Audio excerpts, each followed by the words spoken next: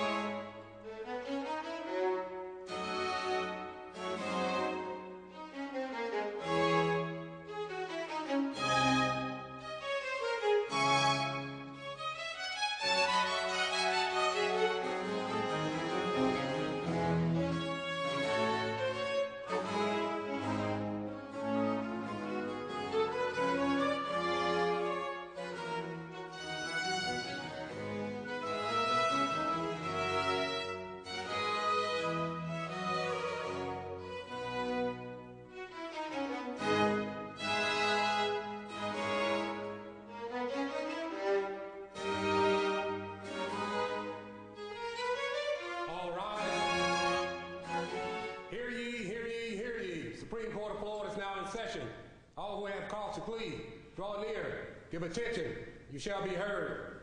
God save these United States, the great state of Florida, and this honorable court.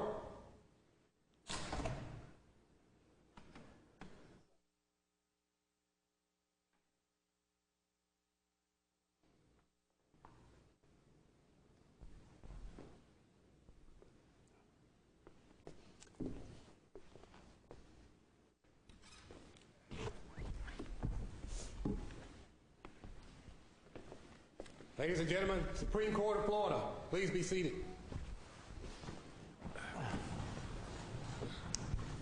Good morning and welcome to the Florida Supreme Court. The first case on our docket today is in re amendments to the Florida Rules of Civil Procedure relating to electronic discovery. May it please the court.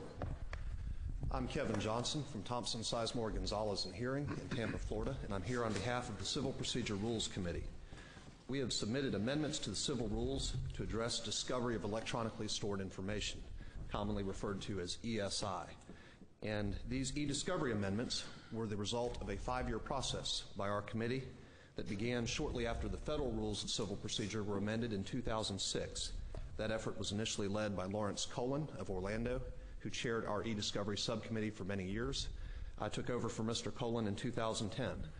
Our subcommittees studied many different things. We studied the effects of the federal rules. We studied the implementation of other state court e-discovery rules. We sought feedback from judges and e-discovery experts, and we involved other committees of the bar. And I want to just commend you and knowing the Civil Rules Committee, the fact that you have, I think, almost unanimous support from a very diverse committee speaks, from my point of view, to the excellent job that has been done. So I just have never seen anything that is as unanimous as this. So anyway, please, first, I just wanted to just get that. Is that correct? Are the votes that is correct, Your Honor. Almost? I mean, looked like there was one person on a couple of these, but that as to what's been proposed, that everyone felt that it was a good blend of what other states and the federal courts have done. Yes, Your Honor. I believe we were unanimous or near unanimous at both the committee level and at the Board of Governors. Because my biggest concern with any discovery, having done a lot of discovery as a trial lawyer, is that the rules not end up preventing the legitimate discovery of documents. And I guess I think now, although I know there will always be claims of burdensome, that with documents that can be electronically searched, that it should make discovery easier not harder. Now, what is your thought about that? It's like anything else. Electronically stored information is a tool, and a tool can be used either way. There are ways in which it makes our life more complicated because we have to track down volatile information in a broad range of situations. There are also ways in which it makes our life easier because we can go back in time and find out specifically what was in a computer at a given moment in time if that information is still there. So that is more than just the idea that someone could produce a this is really not about producing documents electronically.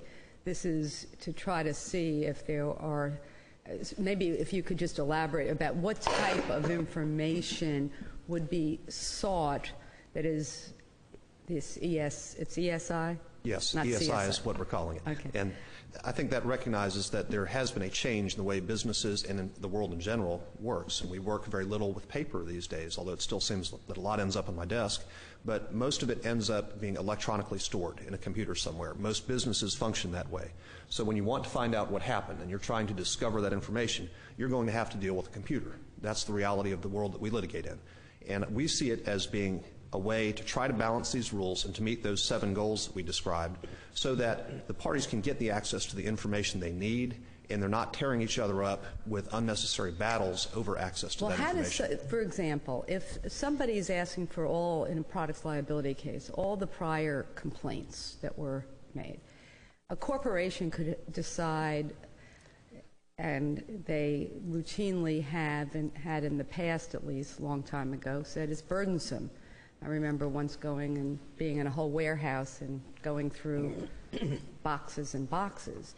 It seems that is the ability of both judges and lawyers to say, listen, it's not going to be the same kind of burdensome because it's electronically stored. So does it change it for the better in that regard if we recognize that sometimes burdensome isn't really is not being used in the way that we would hope it would be used? It does change it for the better in the sense of, whereas before you might have had to sit down a team of lawyers to go through tons of boxes in a warehouse somewhere. Now, if you have access to electronically stored information, and if you have agreement on how to search it, you can have a computer run that search for you and pull back relevant search terms and hopefully bring back the documents that you need without expenditure of time and money. So to that extent, it is an advantage. And we see that as being one of the arguments in favor of this. What we also think is important is that we give the courts and the litigants predictability, that we want to have rules that are familiar to them, and in this case, they are based on the federal rules, and they will provide predictability and usable precedents because of that.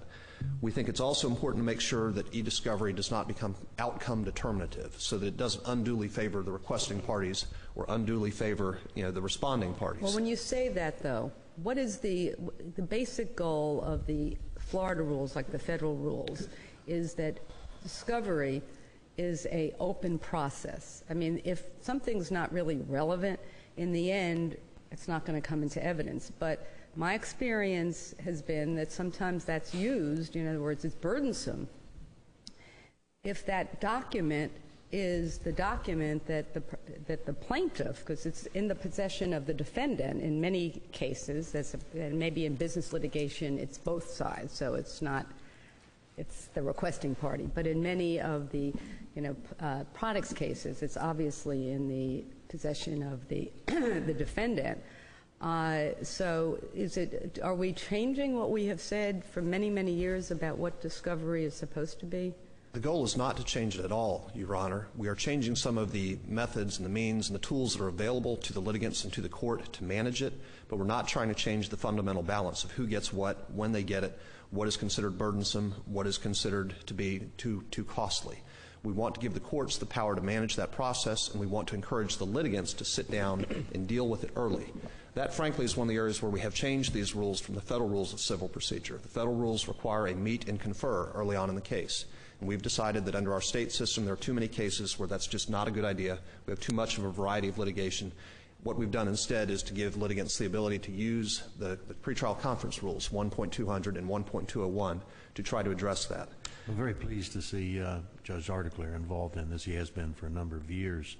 And going to that point, what does the committee see with regard to the impact on our trial judges with regard to these changes? I know that our line judges spend an inordinate amount of time trying to go through these types of, and many times they become almost silly battles.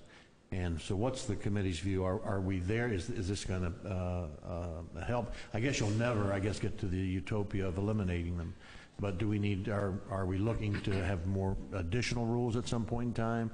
Are these designed to accommodate that? Where does the line judge fit into this new rule process as you see it? First of all, the committee sees it. I want to take a minute here and thank Judge Artigler. His support throughout this has been indispensable. He's been a major part of getting these rules to this point, and really want to thank him for that. And he's going to speak a little bit later about some of his concerns. I think for the line judges, the answer is this should give them more tools. It should give them more guidance on how to resolve these issues. It will give them specific rules-based guidance and guidance in the comments that they can point to control the litigants and to try to deal with some of the abusive discovery practice, and to try to have enough flexibility still to be able to deal with all the various situations that are going to come up. The one thing you know is that you never know what you're going to see. And I think as a sitting judge, you would have to have the flexibility to be able to deal with that situation. And that's been a theme of our rules, is to try not to drill down to such a precise, outcome-specific rule that it's just inflexible and it breaks the first time technology changes on you. We want them to be flexible. We anticipate that these rules will last for a long time. We don't anticipate major changes in them.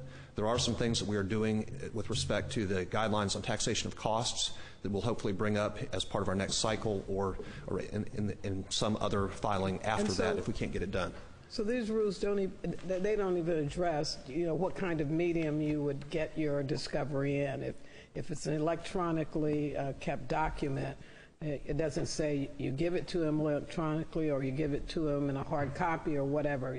This is all left up to the trial judge and the parties to determine? What we've done is to try to follow the model that's in the federal rules, and in that there's basically two categories that we start off with. One is the way the information is ordinarily maintained in that format, and the other format would be a reasonably usable format.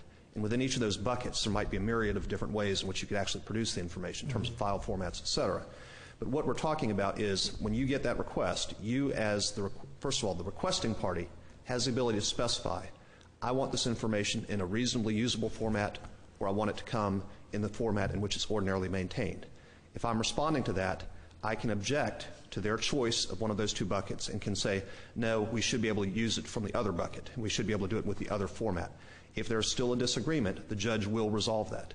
But doesn't this really boil down to who has the best expert to explain it to the line judge? Because, we aren't, they aren't experts and we aren't either.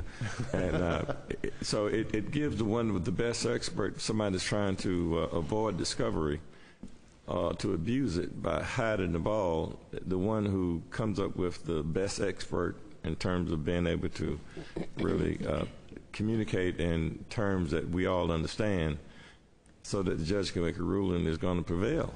I think that's accurate to the sense it's like any other highly technical area when you're talking about computers, whether you're talking about products liability or talking about science or medicine.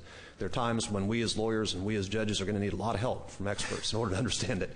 Because to this day, I still get very wrapped up and off track on some of these things and have to have my expert set me straight. And that's always going to be there. We're always going to have that risk of a battle of the experts. Because you have to ask for, you have to know what you're asking for. Yes. Because I've had these cases, and that you go through all this electronic discovery, say just a matter of hitting the button and it pops up, but if you ask for the wrong button, and it might pop up, but it won't be what you're looking for. It is critical to know what you're looking for. It's critical to know what you have if you're responding so that you can respond accordingly and make sure that you're promising what you can actually deliver, because a lot of times you get into the problem of over-promising and under-delivering. I see I'm into my rebuttal time. Let me ask you a question before you sit down. Sure. Although you made the distinction with the federal rules that these don't require the attorneys to meet and confer, as in the federal rules, there's certainly not anything to prohibit a trial judge from ordering such a thing, right? Nothing whatsoever. We think it would be a great idea on cases that require ESI for the parties to meet, whether it's voluntarily or whether it's because the court tells them they really should do it. At this point, I'm going to turn it over to Mr. Caldwell. You still have 3 minutes for rebuttal. Plus the one. Good morning. I'm Dick Caldwell from Rumberger, Kirk, and Caldwell in Tampa, appearing on behalf of the Florida Defense Lawyers Association and the Lawyers for Civil Justice. First of all, we applaud the committee for its proactive approach to the problems to be discovered for all the reasons that you've heard and that you've read. We submit, however, that there are 3 specific areas in which the committee did not go far enough. One is cost shifting under proposed Rule 1.280D. Another is presumptive limits for discovery on certain categories of electronic discovery which are inaccessible by ordinary means. And the third are restricting sanctions under Rule 1.380. What was the third one? Restricting the imposition of sanctions under Rule 1.380 to instances involving willful misconduct and real prejudice. Doesn't these proposed amendments track the federal? Yes, Your Honor, and I'm glad you brought that up. One of the arguments against the comment of the FDLA and LCJ are that the federal rules have not seen fit to go in the direction that we have recommended. 2 responses to that. One, the federal rules themselves, the discovery provisions, are no model of efficiency and fairness. The proceedings of the Civil Rules Advisory Committee of the federal courts, the Duke Conference, the Sedona Conference, all are replete with suggestions that the federal discovery system, if not broken, is at least in need of serious repair. And there are active measures ongoing in the Civil Procedure Advisory Committee to remedy those, and we have some hopes that will apply quickly. The proposals of the LCJ and FDLA do not tilt the playing field in favor of the producing parties, as has been commented. For example, we agree with Mr. Travick's comment that the requesting party should be required to pay for the extraordinary efforts involved. A question, because I've read your comments and appreciate the concerns. What area, because we're talking from everything from business litigation to a malpractice case, which is, where are the areas where the concern that the defense lawyers have come up the most? What type of cases? The concern is across the board, Your Honor. There is a misperception that this is an individual plaintiff versus a large corporation dichotomy. This is not the case. Just as an example, a mom-and-pop store now that is equipped with an iPhone and a laptop has the storage capability of the equivalent of hundreds upon hundreds, if not thousands, of file boxes of material. And somebody comes to mom-and-pop and says, give me all this. And it's going to be chaos. Well, of course, what would be helpful, and I don't know if there's a way to do this, if we pass the rule as been proposed, it seems to me that the help would be to present real-life examples on both sides of the fence.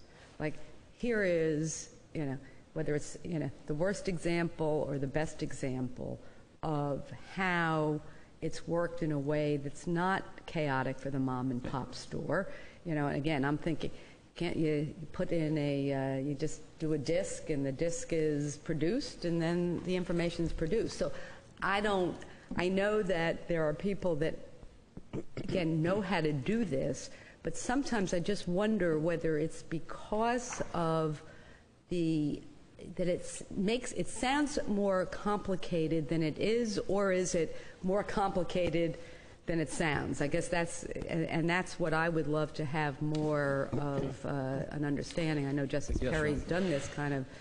I can give you a couple of examples. In the proceedings before the Civil Rules Advisory Committee, there was a study sponsored by the American College of Trial Lawyers and another one, a Microsoft report, which indicated that, for example, the percentage of documents actually introduced in evidence to documents produced is less than 1/10 of 1%. But is it because, and this is the question, if I asked a corporation, give me, say it was the Ford Pinto case many years ago, give me the document that says that it would, to change where the gas tank is, it would only cost whatever it was, but we're not doing, the document I'm referring to. It said that they did a cost-benefit analysis of the manufacturer. Give me that document. So there's a problem, and you can narrow it, but you can't say, give me everything that is bad, that your client wouldn't want me to produce. I mean, that wouldn't be. So isn't that the problem, though, with saying, well, there's a lot more production than there is what's introduced in evidence because the scope of discovery is broader? Scope of discovery is broader, Your Honor. To bring up a point that you raised a bit earlier, retrieval of information is in one sense easier electronically. The corresponding burden to that is that the amount of information which has been preserved has increased exponentially. I mean, we're talking terabytes, we're talking petabytes. Why is it the burden aspect covered under the proposed amended rule under 1.280D, where the person who receives the request can file a motion for a protective order of some type, and then the cost and the burdensome aspect be considered by the trial judge, and actually may order that the cost of discovery be paid by the person seeking the discovery? Why isn't it considered appropriately there? A better proposal, Your Honor, and again, we're talking clarity. The line judges need clarity. Our proposal, we feel, clarifies the expectation that under normal circumstances, extraordinary efforts should be borne by the requesting party.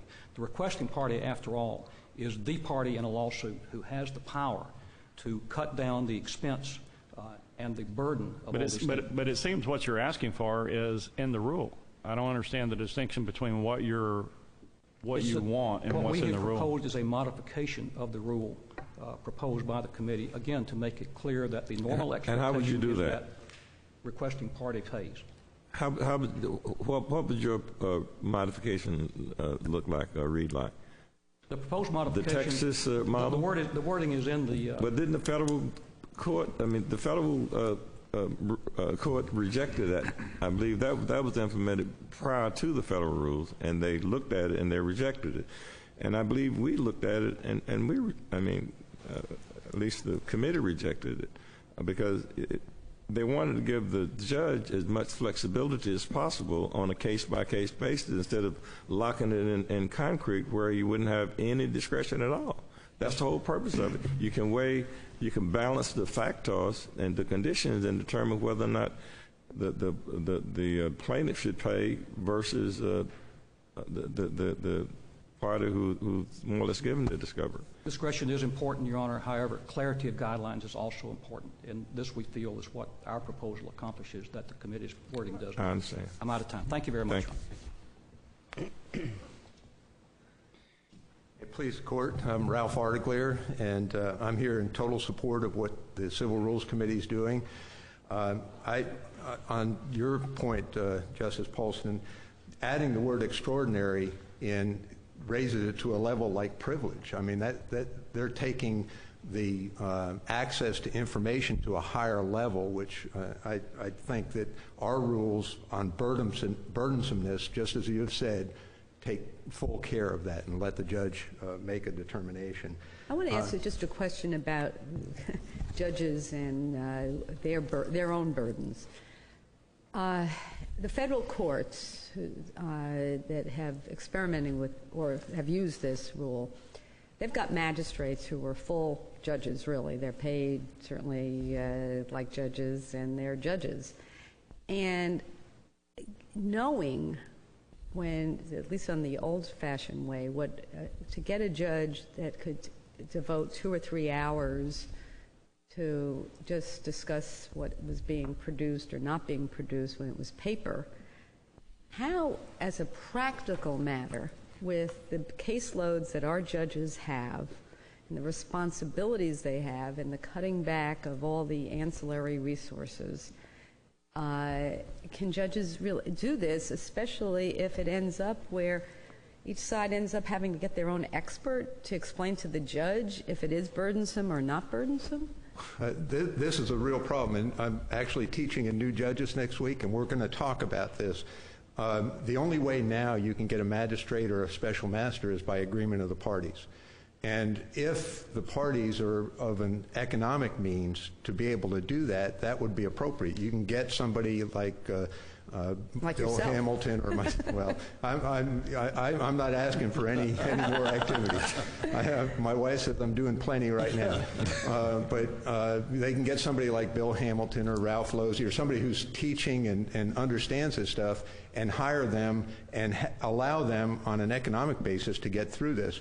But I think that your earlier point about does it sound more complicated than it is? I think it does. But isn't that the problem? What I'm concerned about is that it's very easy for this to sound complicated when some of us that have now seen the advantages of things in electronic format, like you can search documents, like all you got to do is press a little button and you search it. That's exactly right. And judges will need some guidance on what they should delve into and not delve into. Wouldn't it be, I guess, and this is really something that I just wonder, if we've got certain places that have business divisions and they're probably dealing with it a lot, you know, what would be the best thing is to have the judges that, and maybe you're doing this, that have done it to kind of say, no, when they say this is not really burdensome because it can be done that way. That's exactly right. And you can have business court rules that'll put a fine tune on some of these things and give a little more clarity that the defense lawyers are asking for, that can give a sort of a presumptive way that they'll go through them. But for the vast amount of cases, this isn't going to be as big an issue. The amount of documents are not going to be that much. It is a cultural change for lawyers and judges, and it's an education issue, and one that we're dealing with. We're spending a lot of time, I'm teaching it at AJS again this summer. We had it last year at AJS. Judges need to understand that. But these rules, you remember when you did the Yalamanchi, Strasser versus Yalamanchi case in the 4th DCA, you had to cobble an approach through the rules to accommodate e-discovery. And then that became a case that's actually cited nationwide of the way to do that. Well, now judges don't have to cobble rules. This gives them a pathway to deal with it. The biggest issue I see, and the one that I addressed in the brief along with Ralph Losey and Bill Hamilton, is the fact that preservation is the problem. That's the big elephant in the room for the defense lawyers. That's the big problem. How much do I keep of all of this information? At what point? You mean you can't tell people to keep things before the lawsuit's filed. That's the big question. Oh, well, in federal court, they say if you anticipate litigation, you have a duty to preserve. So preserve what? How much? If we could have some clarity in Florida about proportionality on the amount that needs to be kept or preserved. Right now we're dealing with... How can we... I guess what I'm questioning, and maybe I just need to look at this more, I understand there's spoliation issues, but how can the court, where there's not a lawsuit, say to a possible defendant, you better keep... I might be as a lawyer saying to my client, keep everything because, we don't want to ever be accused of deleting something in bad faith. But how do the court in rules do that? Well, you've already done it, and the courts have done it. You've done it in the Walmart case. The courts have done it in other cases. It's just like a ladder. I mean, you have an accident where somebody falls off of a ladder, the exploding bottle at Publix. They take that bottle and they preserve it. There's no case at that point, but they expect that there's going to be a case. Now, if they intentionally got rid of the ladder, the bottle, or whatever else, and the other side can't make their case, then that's spoliation. The difficulty here is that all of the cases as they developed were developed for ladders, bottles, brake parts, and other things, and the judges weren't thinking about electronic discovery.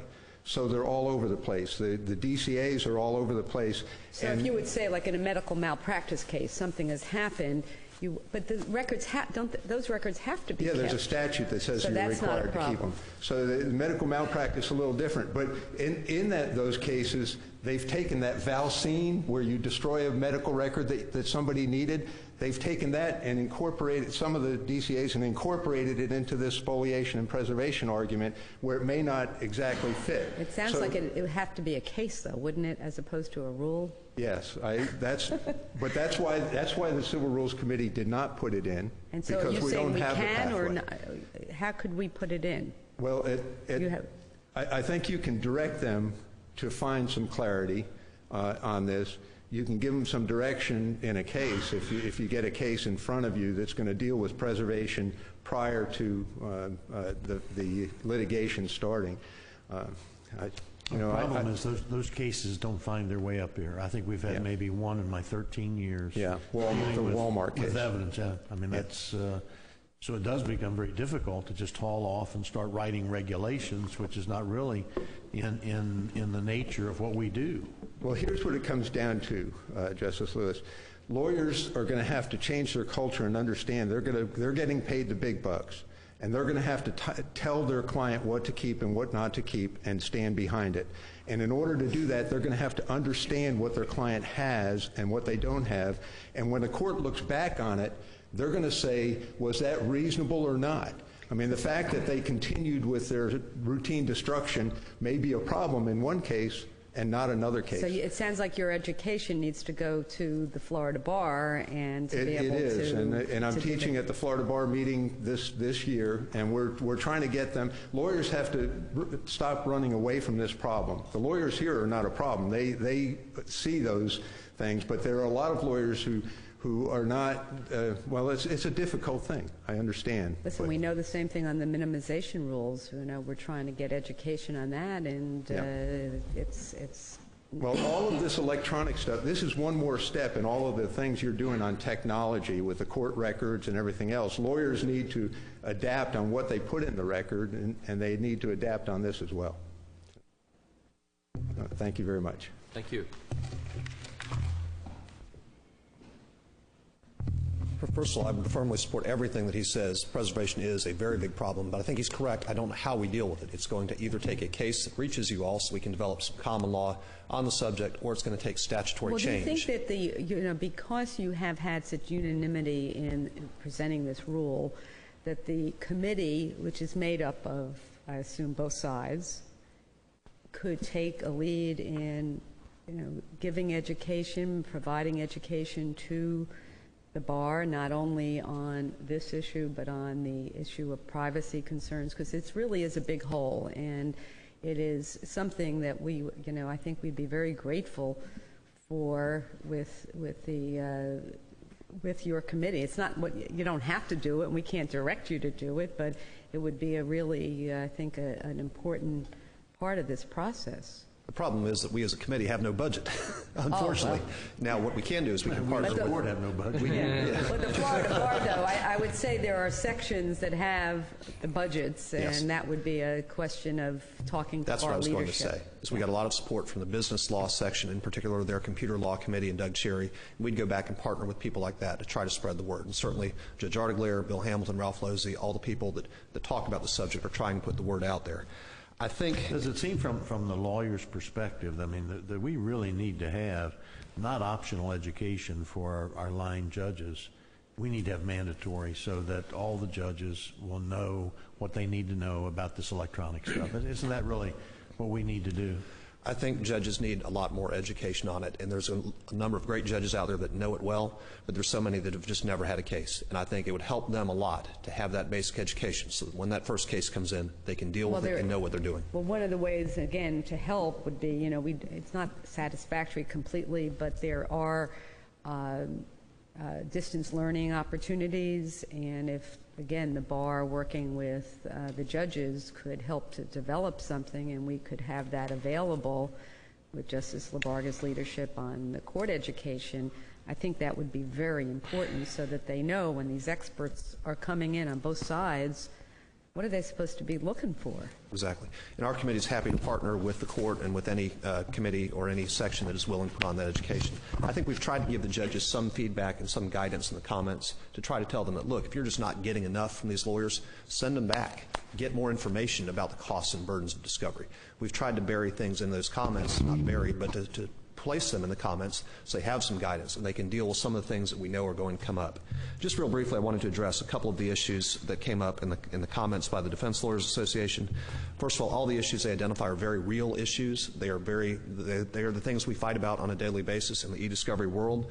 Our problem is just that I don't know that we can deal with them on the rules level. I think we may have to continue to fight them out on the case-by-case basis, because the problem is when we get very substantial, we get very specific category-based limitations on what can't be produced or what can be produced, that can break when you start getting technological advances to where we're saying that it's too burdensome, but in reality it's not, because technology has advanced and caught up to where it's just not a burden anymore.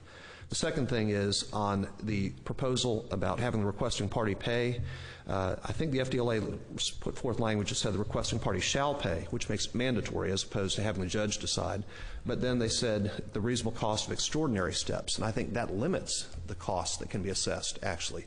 I'd rather have the judge be able to say, you're going to pay even the ordinary costs, because in this case, that's what's justified. I don't want the judge to feel like he has to find that extraordinary steps are required before he can assess the cost of production.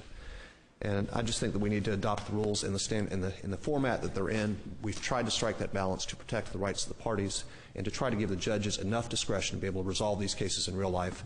We hope we've struck that balance, and if not, we'll be back here again in a few years. Thank you very much. We thank you. We thank all of you for your contribution today. Thank you.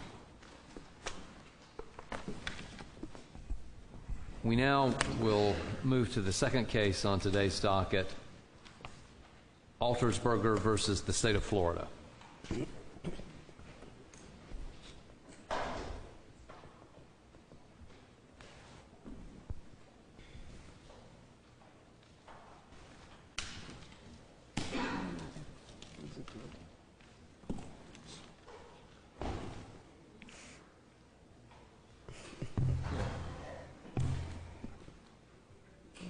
Well, good morning. My name is John White. I'm employed by Ita Namoten, who's the regional counsel for the 2nd District Court, or District of Florida. And of course, I'm the attorney on appeal for Joshua Altersberger, the appellant in this particular case. Now, I'd like to start by just giving a very brief procedural history to this case. It's pretty simple. The defendant pled to the charge of first-degree murder as charged. And in exchange for that plea, the state dropped a second count involving unlawful possession of a firearm, and the state agreed to certain restrictions on their presentation of evidence during the penalty phase proceedings that were to follow. And of course, eventually, penalty phase proceedings were undertaken before a judge and jury. And during those proceedings, the state presented evidence about the nature of the crime, the factual scenario surrounding the shooting, in part, no doubt, to prove up their aggravating circumstances, which they had alleged, and also, no doubt, to give some context about the case to the jury so that they could get a picture of exactly what the case was all about. So during the so-called penalty phase, I feel that the following facts represent a fair summary of the salient evidence that was presented to the court and to the jury. And it goes like this. Back on January 12th of 2007, my 19-year-old client was driving a Toyota automobile, and he was accompanied by his buddy, Quentin Kinder. And they were driving around, and they were looking for girls, they were looking for booze, they were looking for cigars. And at some point, when they were at a convenience store, Kinder, the passenger who testified during the penalty phase, stated that while they were at the store, a deputy sheriff was in the vicinity, and that my client saw the deputy sheriff, and he said words to the effect of, you better not stop me because I'll shoot you. The two young men then drove away from the convenience store, started going elsewhere, and according to Kinder, my client, who was variously either had a good buzz on or was drunk, but he was talking out of his head. He was swerving in and out of traffic as he drove. That was the description of my client provided by Kinder as to that point in time. Well, regrettably or unfortunately, a Florida State trooper saw this. It got his attention, and he made a U-turn and fell in behind the Toyota and effected a traffic stop of the vehicle.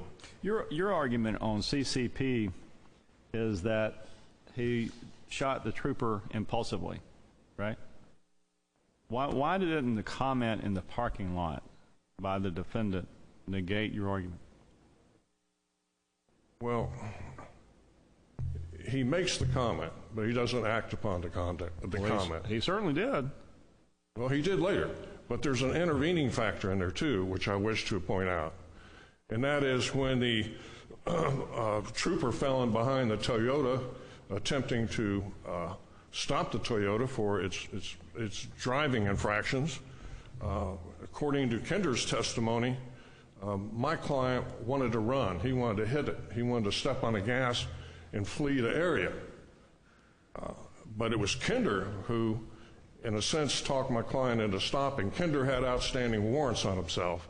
He wanted the car to stop so that he could jump out and run through some orange groves and get away from the area so that those warrants wouldn't be discovered by the trooper, and that's exactly what he did. So did your client have a warrant out on him?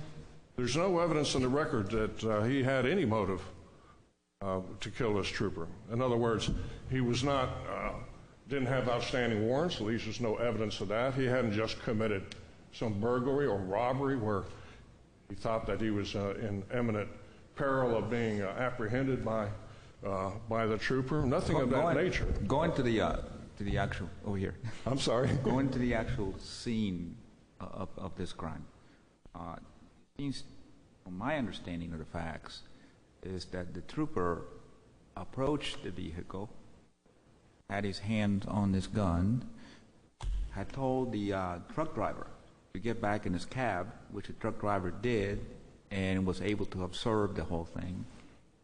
And as the trooper approached the window of your client's vehicle, still with his hands on his gun, your client raised his hand and had a slight conversation.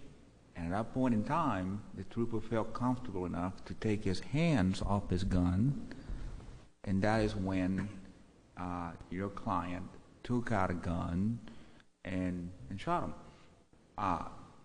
Why doesn't that amount to that heightened premeditation?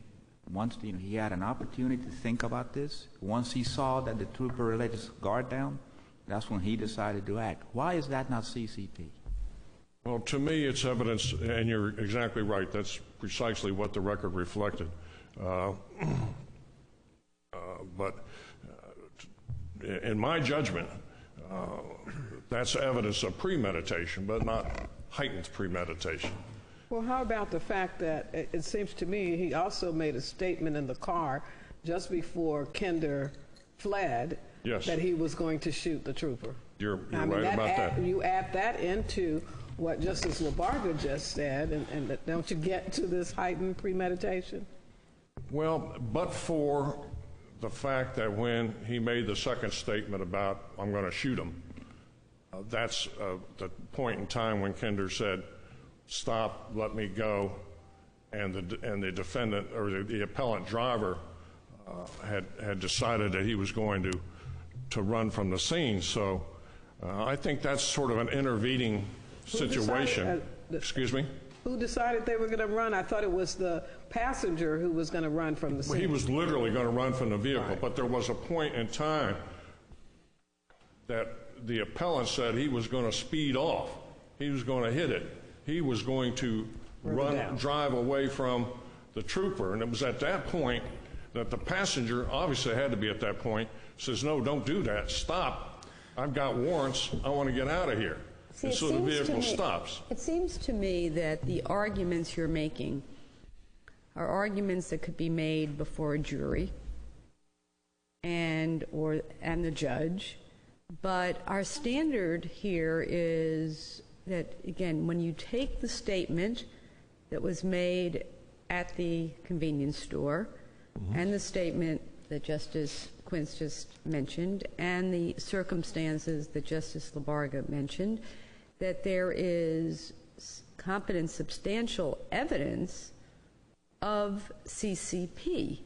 Now, whether in weighing it, it's different because it may be there wasn't a motive, or that's another story. But if your claim on appeal here is that it was, just want to make sure, that the trial court erred in finding it, isn't our standard just to ensure that there is competent, substantial evidence to support it, not that there's another side to it? Well, I understand that the standard on appeal is just that, to determine whether or not there is substantial competent evidence to support. And all of that is evidence. Now, you might say, well, you might argue to the judge or the jury that it wasn't the type of evidence that, look, this is a young man and he was, swerving and he was under the influence, and so when he made that statement in the convenience store, that was kind of it was puffing, and he wanted to run, and it was really his the other passenger that was the driving force, which might have been stronger if the other passenger hadn't run off. But I just don't see how there isn't enough evidence to support the jury's and the judge's finding in this case. Well, if I could just read a little excerpt from Jackson v. State, then I'll try to directly respond.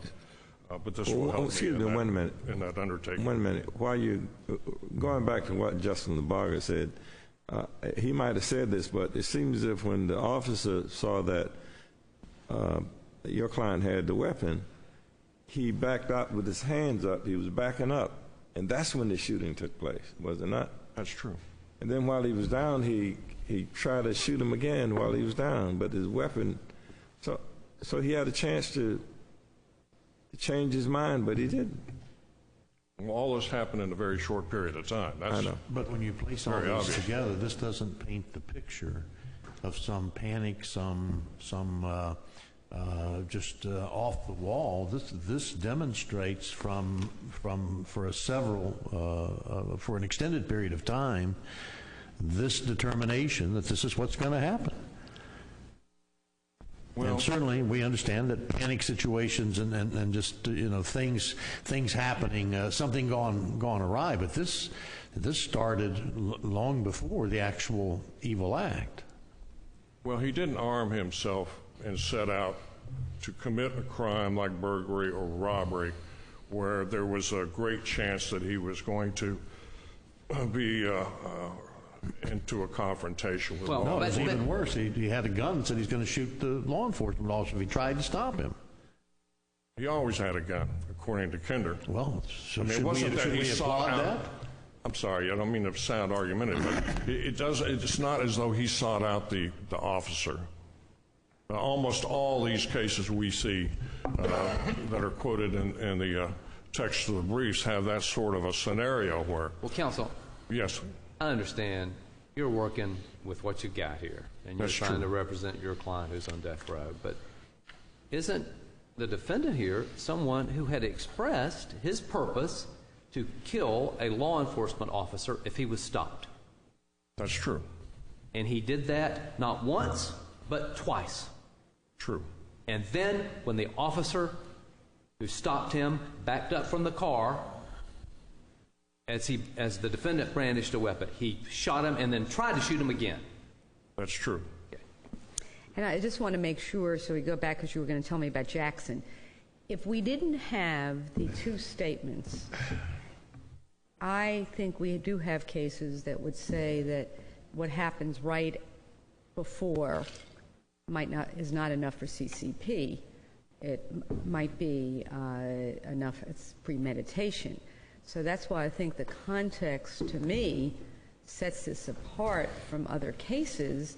And you can argue that the statement really wasn't meant to be that he's going to kill an officer that stops him, but it's evidence that shows the heightened premeditation. Now, and that's where I'm having, I might not agree that what happened at the scene alone is sufficient, but it seems combined with the prior statements, it becomes sufficient.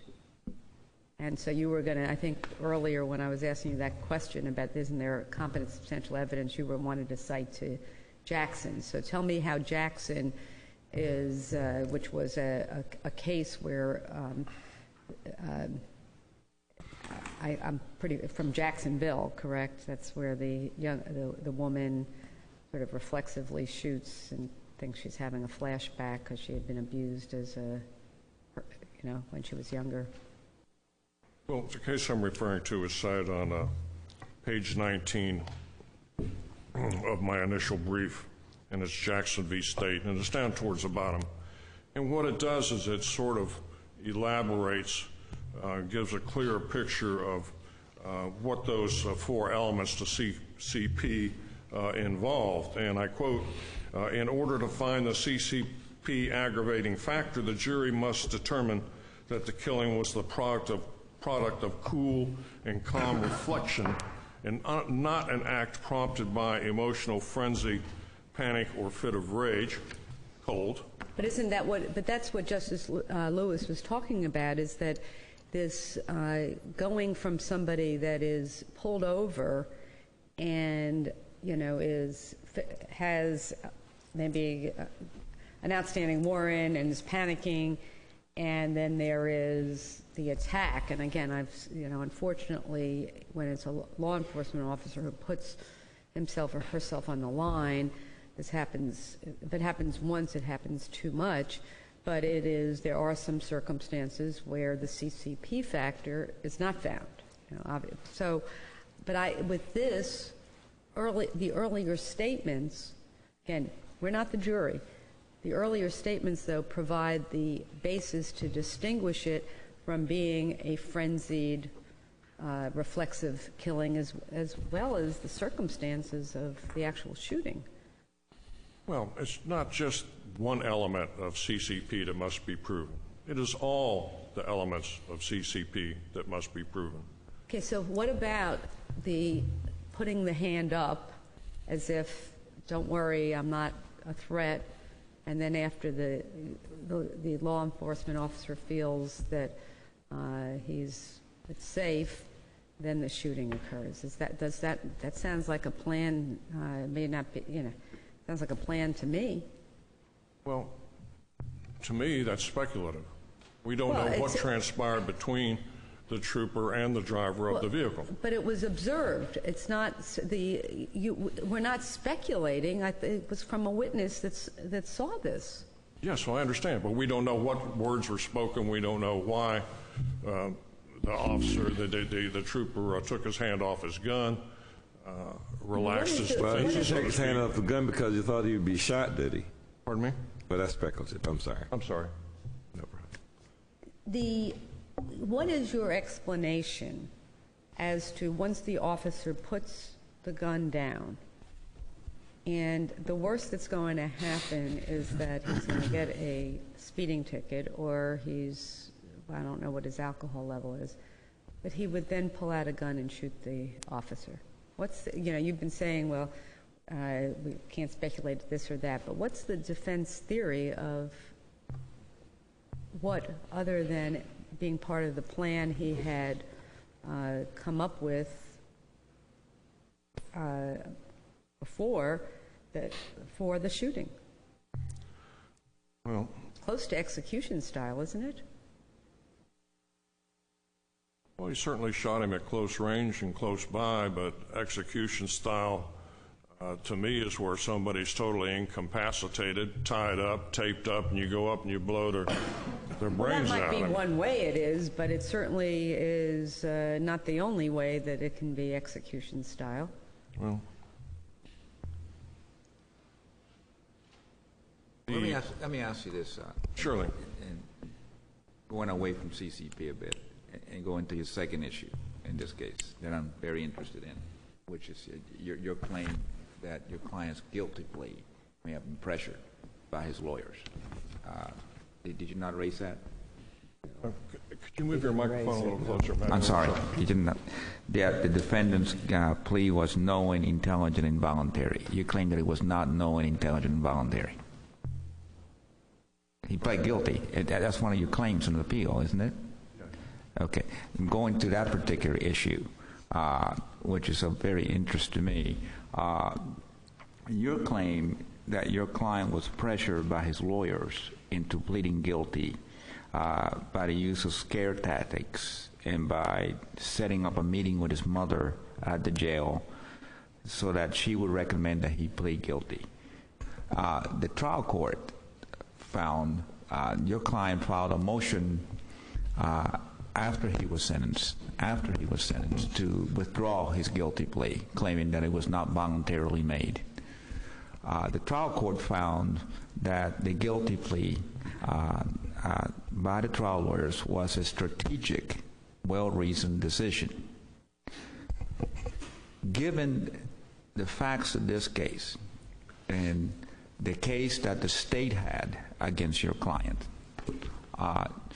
why was that not a good strategic decision on the part of the trial lawyers in this case to convince your client, let's plead guilty, let's get that out of the way, and shoot for a life sentence at the penalty phase? Why is that not a good strategic decision? Honor, that was a great decision. So what is the problem? In my judgment. Because, I'll get to that in just one moment, but it was really good because the evidence of guilt was so pervasive and overwhelming. By entering into this agreement, they were able to cut out some of the more damning penalty phase evidence, for example, and get right on down to the nut of it. But you're mistaken. I didn't file that motion to have his plea withdrawn. I had nothing to do with this case at the trial level. Well, the trial lawyers did, but did you not raise this on appeal? It was pro se, and the reason it's, you're even. They just didn't raise it. Well, I'm sorry, maybe I'm mistaken. I thought that was raised. The reason you're even looking at it, by the way, is because the Attorney General's office brought it up. I didn't raise that as an appellate Maybe issue. I'm mistaken then. I didn't feel it had arguable merit. Okay. And they went into it for reasons unknown. We consider a lot of things that don't have arguable merit. Well, and again, in fairness to this, it's something that sometimes we see in post-conviction, and, it's just probably a good thing to make sure that from what we can see that this was a knowing and voluntary plea. they didn't raise 3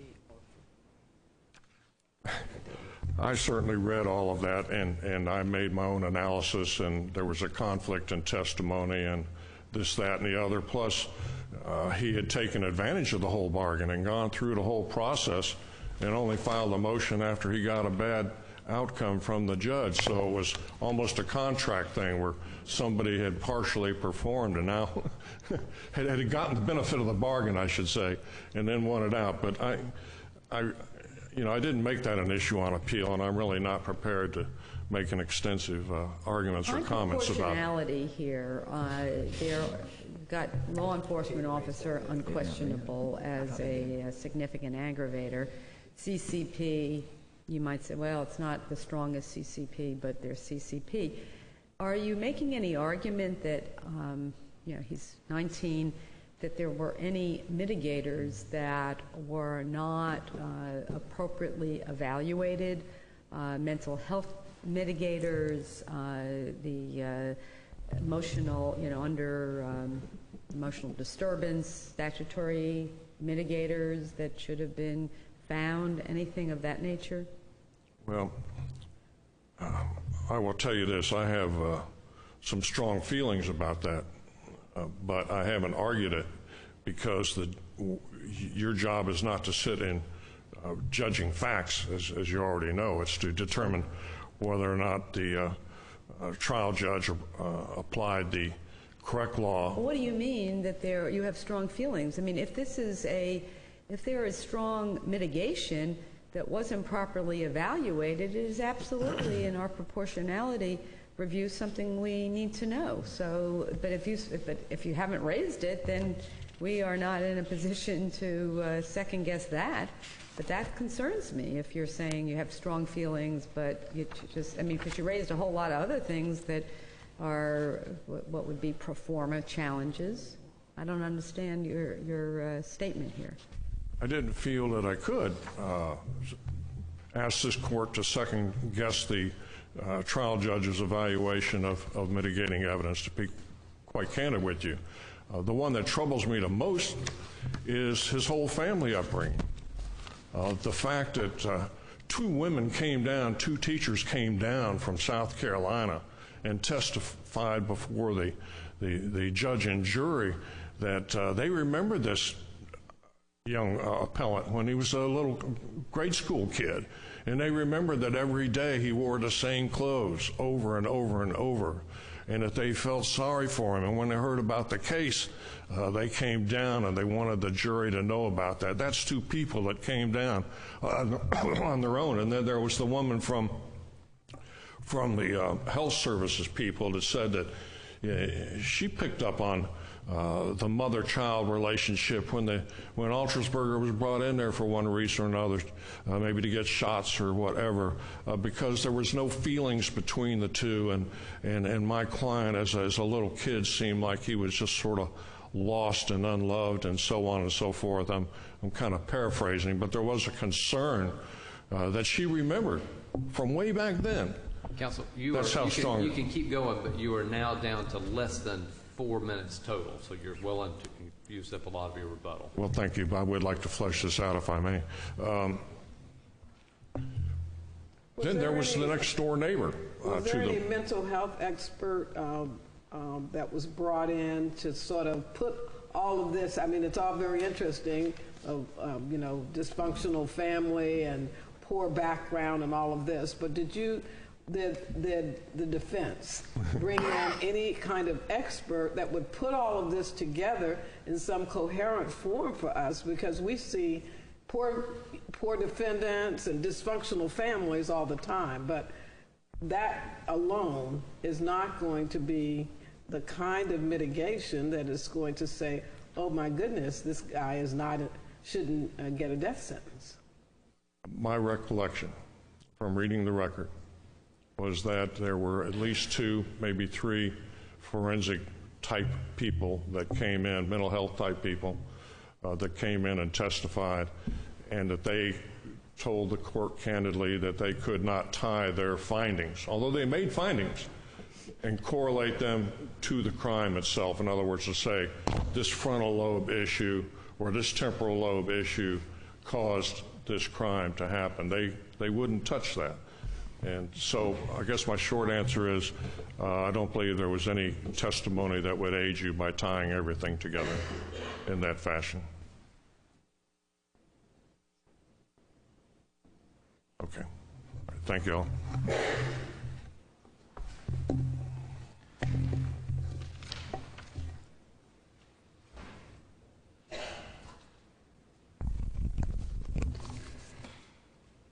May it please the court, Meredith Carbula, Assistant Attorney General for the state. Justice Polston, the trial judge in his sentencing order specifically rejected Alterberger's suggestion this crime was impulsive. That's found on page 989 of the record in the sentencing order, and in fact, the court said that it had previously found that the defendant had a prearranged design to shoot and kill the officer, so he specifically rejected the notion that this crime was impulsive. Do you know, is there anything in the record as to where the gun was? Where did the defendant keep the gun? Where did it come from? No, it was either in the car or hidden on his person. Kinder testified that he had not seen the gun that day, and he had been with the defendant since around 11 o'clock in the morning. He had not seen the gun, but it was obviously readily accessible to the defendant because when, as was correctly said, when the trooper came up to the car, Sergeant Sotilli came up to the car, he had his hand on the butt of his service weapon, and Altersberger had his hands up. And one thing you have to remember is this any notion it's speculative that Altersberger was engaged in some sort of subterfuge is belied by the fact that Sergeant Sotilli is a trooper of 24 years experience within a year of his retirement. So this is a very, very experienced officer. So whatever Altersberger did, it made Sergeant Sotilli more comfortable. He took his hand off his service weapon, and that is when Altersberger put his hands down, came up with the firearm, pointed it at Sergeant Sotilli. Sergeant Sotilli raised his hands and backed up, and Altersberger shot him in the chest. Trooper Sotilli fell to the ground. Altersberger pointed the pistol at Sergeant Sotilli's head, pulled the trigger, and we have Mr. Maurice, who's parked right behind Sergeant Sotilli's marked patrol vehicle. He's witnessing the whole thing. Was the weapon ever recovered? It was. He had secreted it at the Kinder's home. The Kinder's father's home, Levice Kirkland, surrendered the firearm to the police. But that was not introduced into evidence. Was it a revolver or was it? It was a semi-automatic. And the reason it misfired, was it because it didn't have bullets, or? There's nothing in the record. The trucker who had some experience with firearms, or I didn't see anything in the record of why, whether the weapon was tested or why it did not fire. The trucker behind him, Mr. Maurice, got the impression that the weapon jammed, but I can't tell you whether the weapon jammed or whether there were no more bullets in the magazine. I can't tell you that. Let me ask you about the impulse that you were talking about before, because didn't one of the mental health experts talk about the fact that the defendant has some kind of, I don't know if it's frontal lobe or some kind of brain damage, and that condition would in fact impair his ability to control his actions and it would cause him to be impulsive. And so what else did they say? Did they tie that whole lack of control impulse into this offense? No. There were two experts who testified, Dr. Kropp and Dr. Gore. Dr. Gore is a neuropsychologist from, I think he teaches at the University of Pennsylvania. Dr. Gore never saw the defendant. He only looked at his records. Dr. Kropp never talked to the defendant about the crime. Neither expert testified. And Dr. Gore specifically said he's talking about statistics, really. He's not looking at the individual. He sees a reduced size amygdala and I think a right frontal orbit, and he sees that, and he says those things are associated with impulsivity, temper tantrums, losing it, etc. But when asked specifically whether he was tying his findings specifically to the crime, he said no. And the judge specifically noted that and said neither expert was willing to connect that to the murder, his impulsivity, to the murder of the trooper. Question about the age and what was done in terms of the age of the defendant. The defendant was 19 at the time, and the judge, there was testimony by Dr. Kropp that he was because of the mental issues, that his chronological age was much lower. What did Dr. Kropp say about his emotional maturity and anything? He said he was, in his opinion, he was emotionally immature, lower than his chronological age. Not more specific. I don't recall any like he's 12 or 13 emotionally, or 14 or 15 emotionally, or 16 or 17. I don't recall him specifically saying that. He opines that he was, in his opinion, emotionally immature. Do we know, at the time, was he living? Where was he living? Was he working? What was his the indicia of his ability to sort of get along in the world? I believe he was living with, I don't specifically recall he was living in the area, but what he didn't, he wasn't working. I think he may have been officially enrolled in high school, but he didn't go to class. His mother mentioned something about him still being in high school, but he wasn't going to class and he wasn't working. So he never graduated, he never dropped out officially, but he never graduated? What happened, Dr. Kropp said he reviewed the school records, but those weren't put in, and he didn't specifically mention whether he had graduated, but what happened is he was involved for a significant amount of time with the juvenile justice system, and I believe at age 17 he was arrested along with his mother and his stepfather for drugs, and he was put into juvenile justice. He went to boot camp. Is this in the record? Yes, ma'am. Of course. So his whole juvenile justice. So there was there any? Do we have the juvenile justice records in the record? No, his juvenile justice records, but Dr. Kropp explained. So we don't have those that he reviewed to look at records. Ourselves to see. Any diagnosis during the time he was in the juvenile justice system? None. Well, I can say that Dr. Kropp never testified that he had ever been diagnosed with anything. He did testify that he was put on a drug, and I think I can't recall the specific name of the drug, but basically it's actually used on label for high blood pressure and off label for ADHD in children. He was put on that to control his temper at some point when he was in the DJJ, but he has never been diagnosed with any kind of major mental illness, and neither Dr. Kropp nor Dr. Gore diagnosed him with any kind of mental illness. Is there any pattern of him having had violent behavior during his life? Yes. He was part of according to Dr. Kropp, and again, I'm going through Dr. Kropp's testimony because the records themselves are not in the record. To the best of my knowledge, Dr. Kropp testified that he had been involved in the juvenile justice system a couple of times because of domestic violence with his mother. He had engaged in domestic violence with his mother. And the mother that also caused him to be arrested for drugs? That's correct. Is there indication that he was a victim, a witness of domestic violence? No. Because that's oftentimes when young people act out, unfortunately, it's because they themselves have been exposed or victims of domestic violence.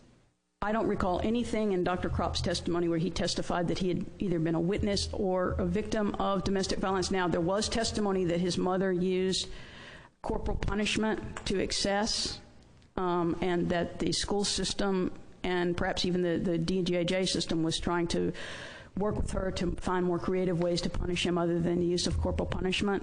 But as far as domestic violence toward, like where one of the many men she brought into the household beat her up and he saw that, no. Corporal punishment to one might be domestic violence to another. Well, that's what I'm saying. There wasn't fleshed out of the extent of it, whether he had suffered any injuries, how often it happened.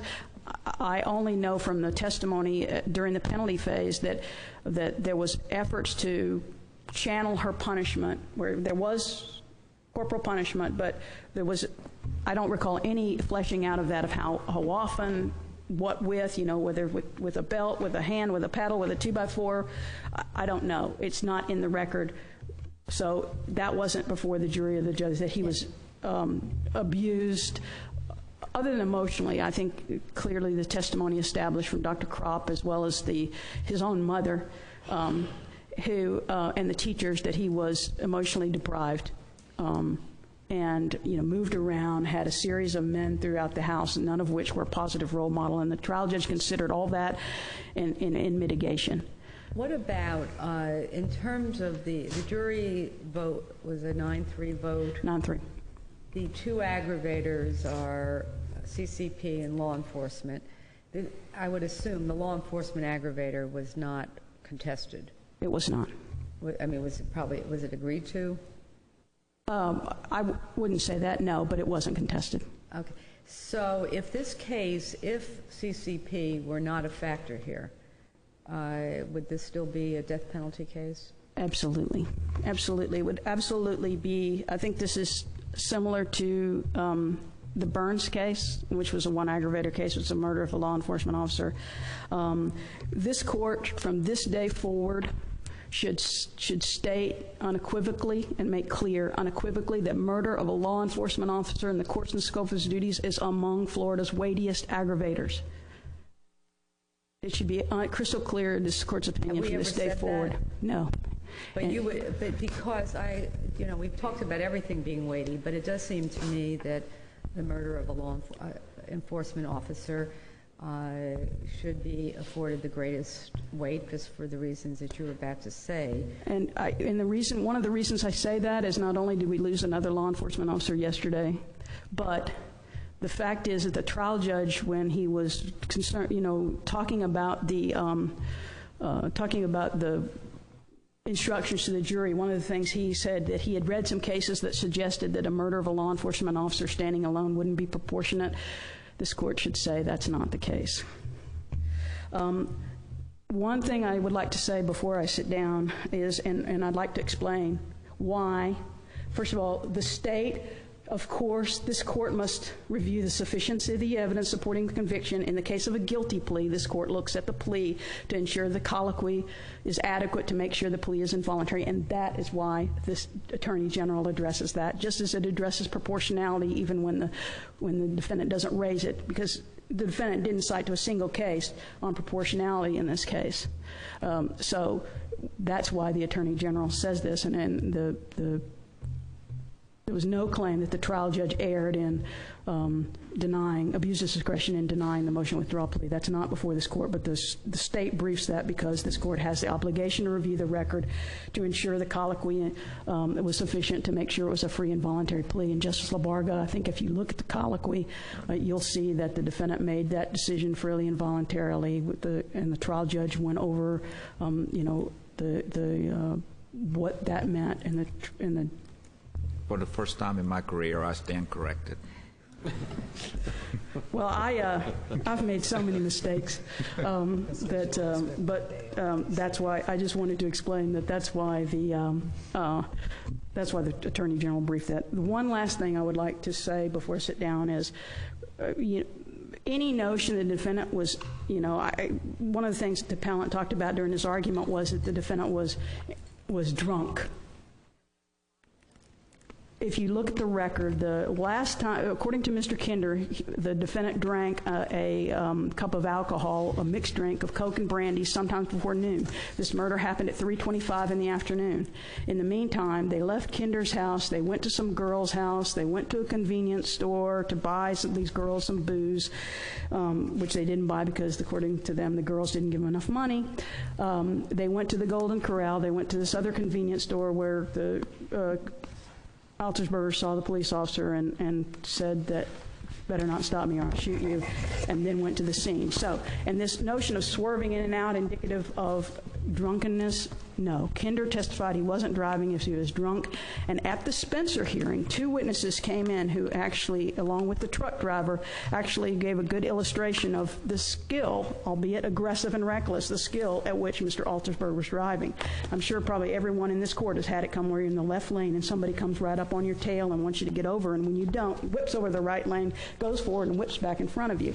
Well, that's exactly what he was doing, and the testimony at the Spencer hearing showed that he was doing that, and he was getting into little bitty corners of the cars and not hitting a single one of them. So any notion he's intoxicated at the time or is simply not supported by the record. Instead, he was driving very skillfully, albeit aggressively and recklessly.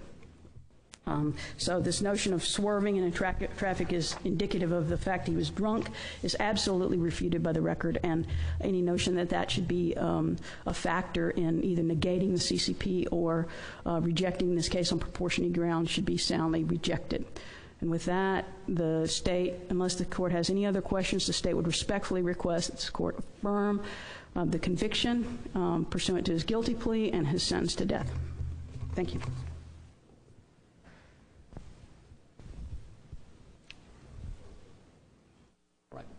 Well, we thank you both for your arguments, and the court will now stand in recess for 10 minutes. All rise.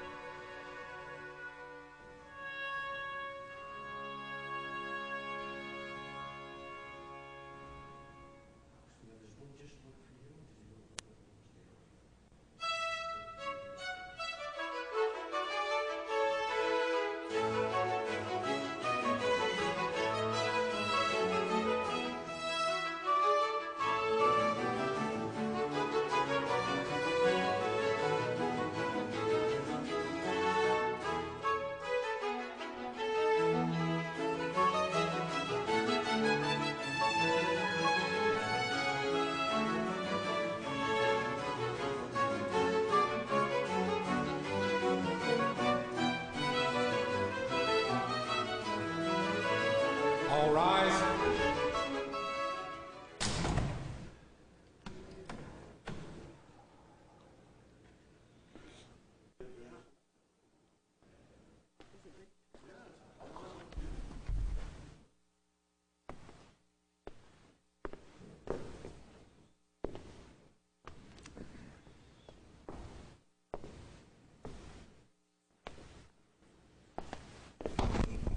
Supreme Court of Florida is now in session. Please be seated.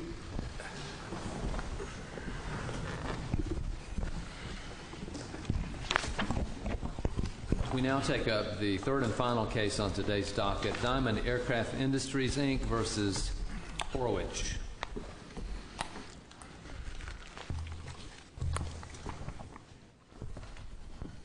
If it may please the court, my name is Halis Sandridge. I'm with the Tampa office of Fowler White Boggs.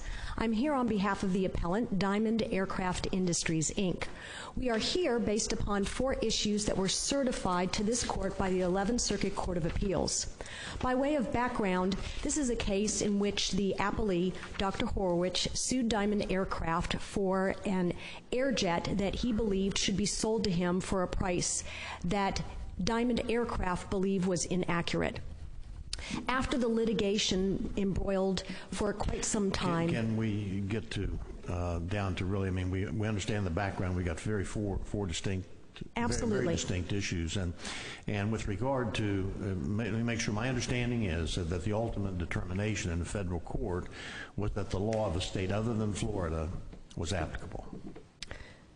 No. Substantive law, no? No, Your Honor.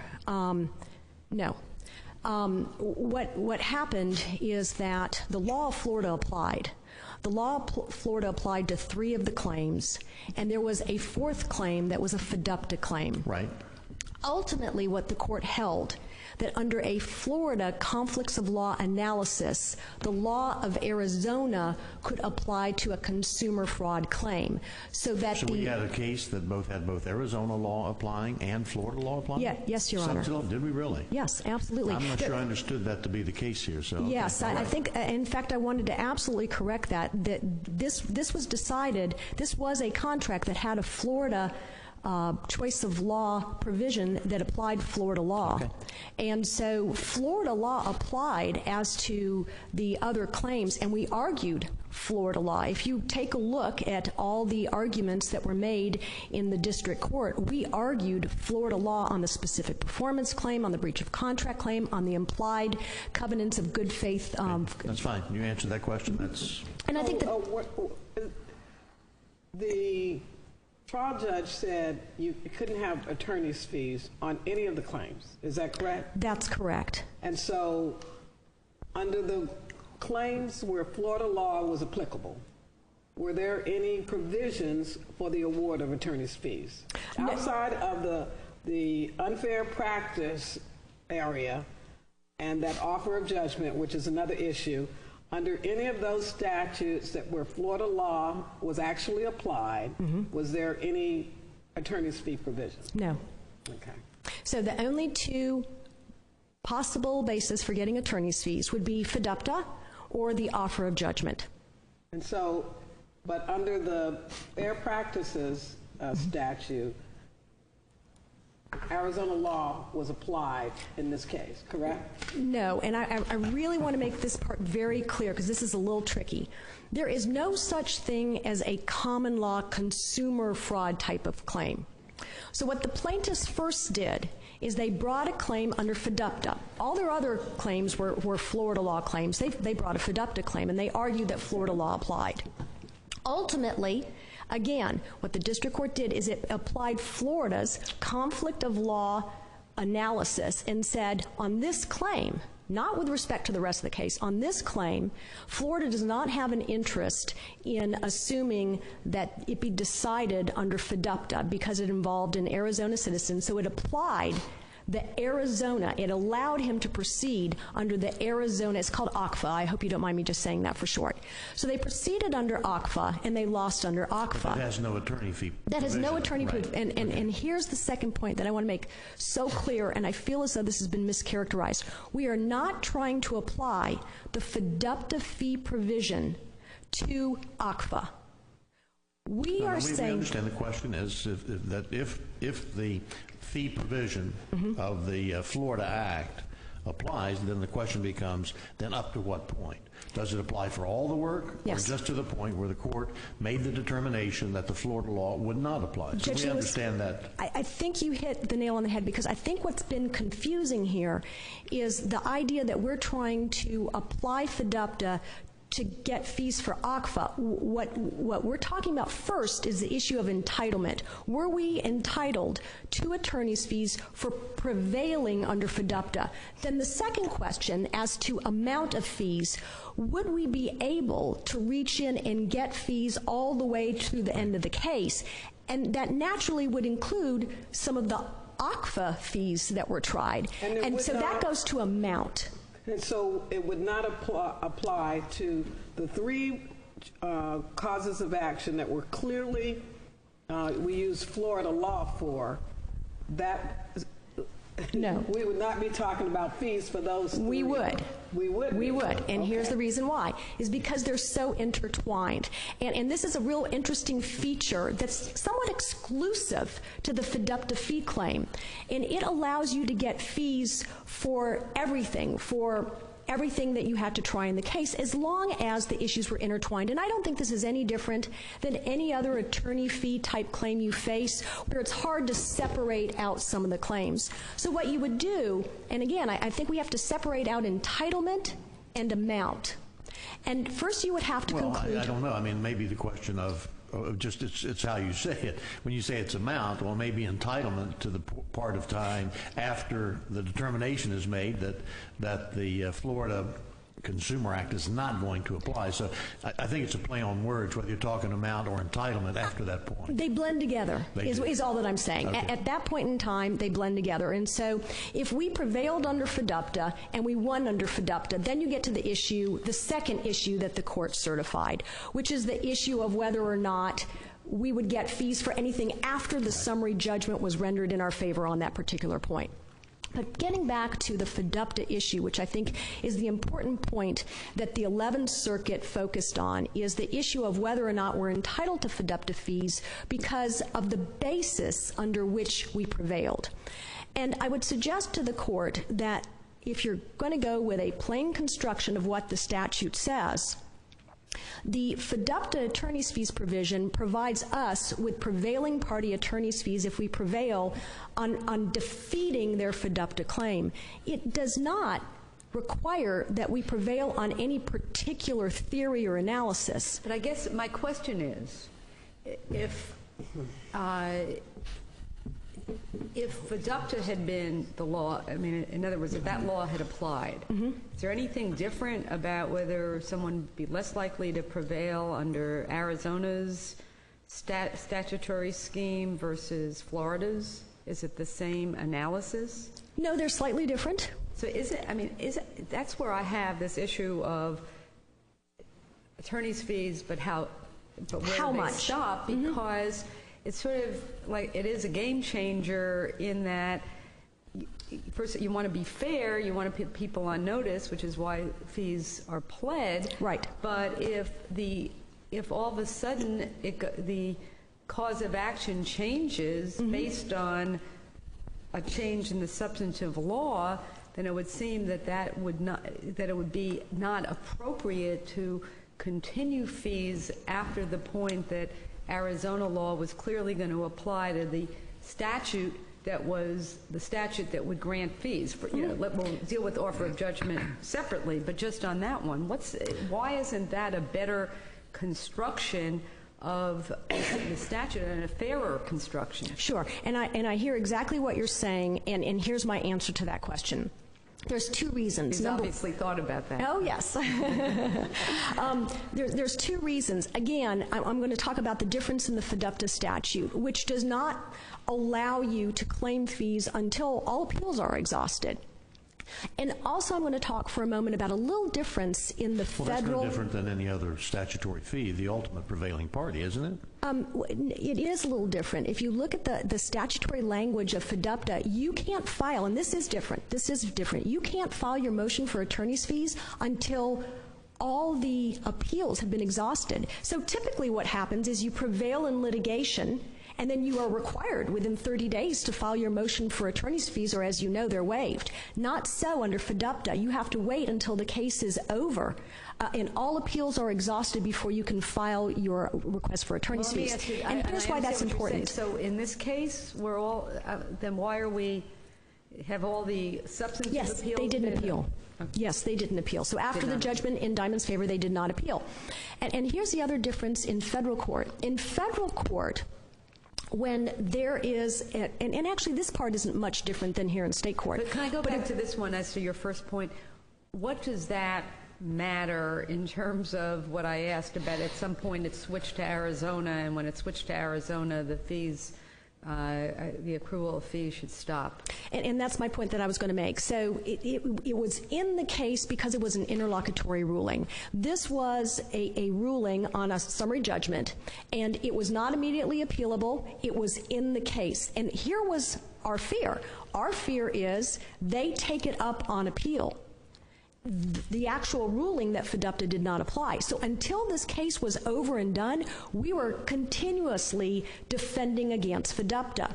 How can you continuously be defending against something that's no longer part of a claim and an action? You are correct that the court had ruled on summary judgment that it was out. And our hope was that it was going to stay out, and our hope was that that would not be reversed by the 11th Circuit on appeal.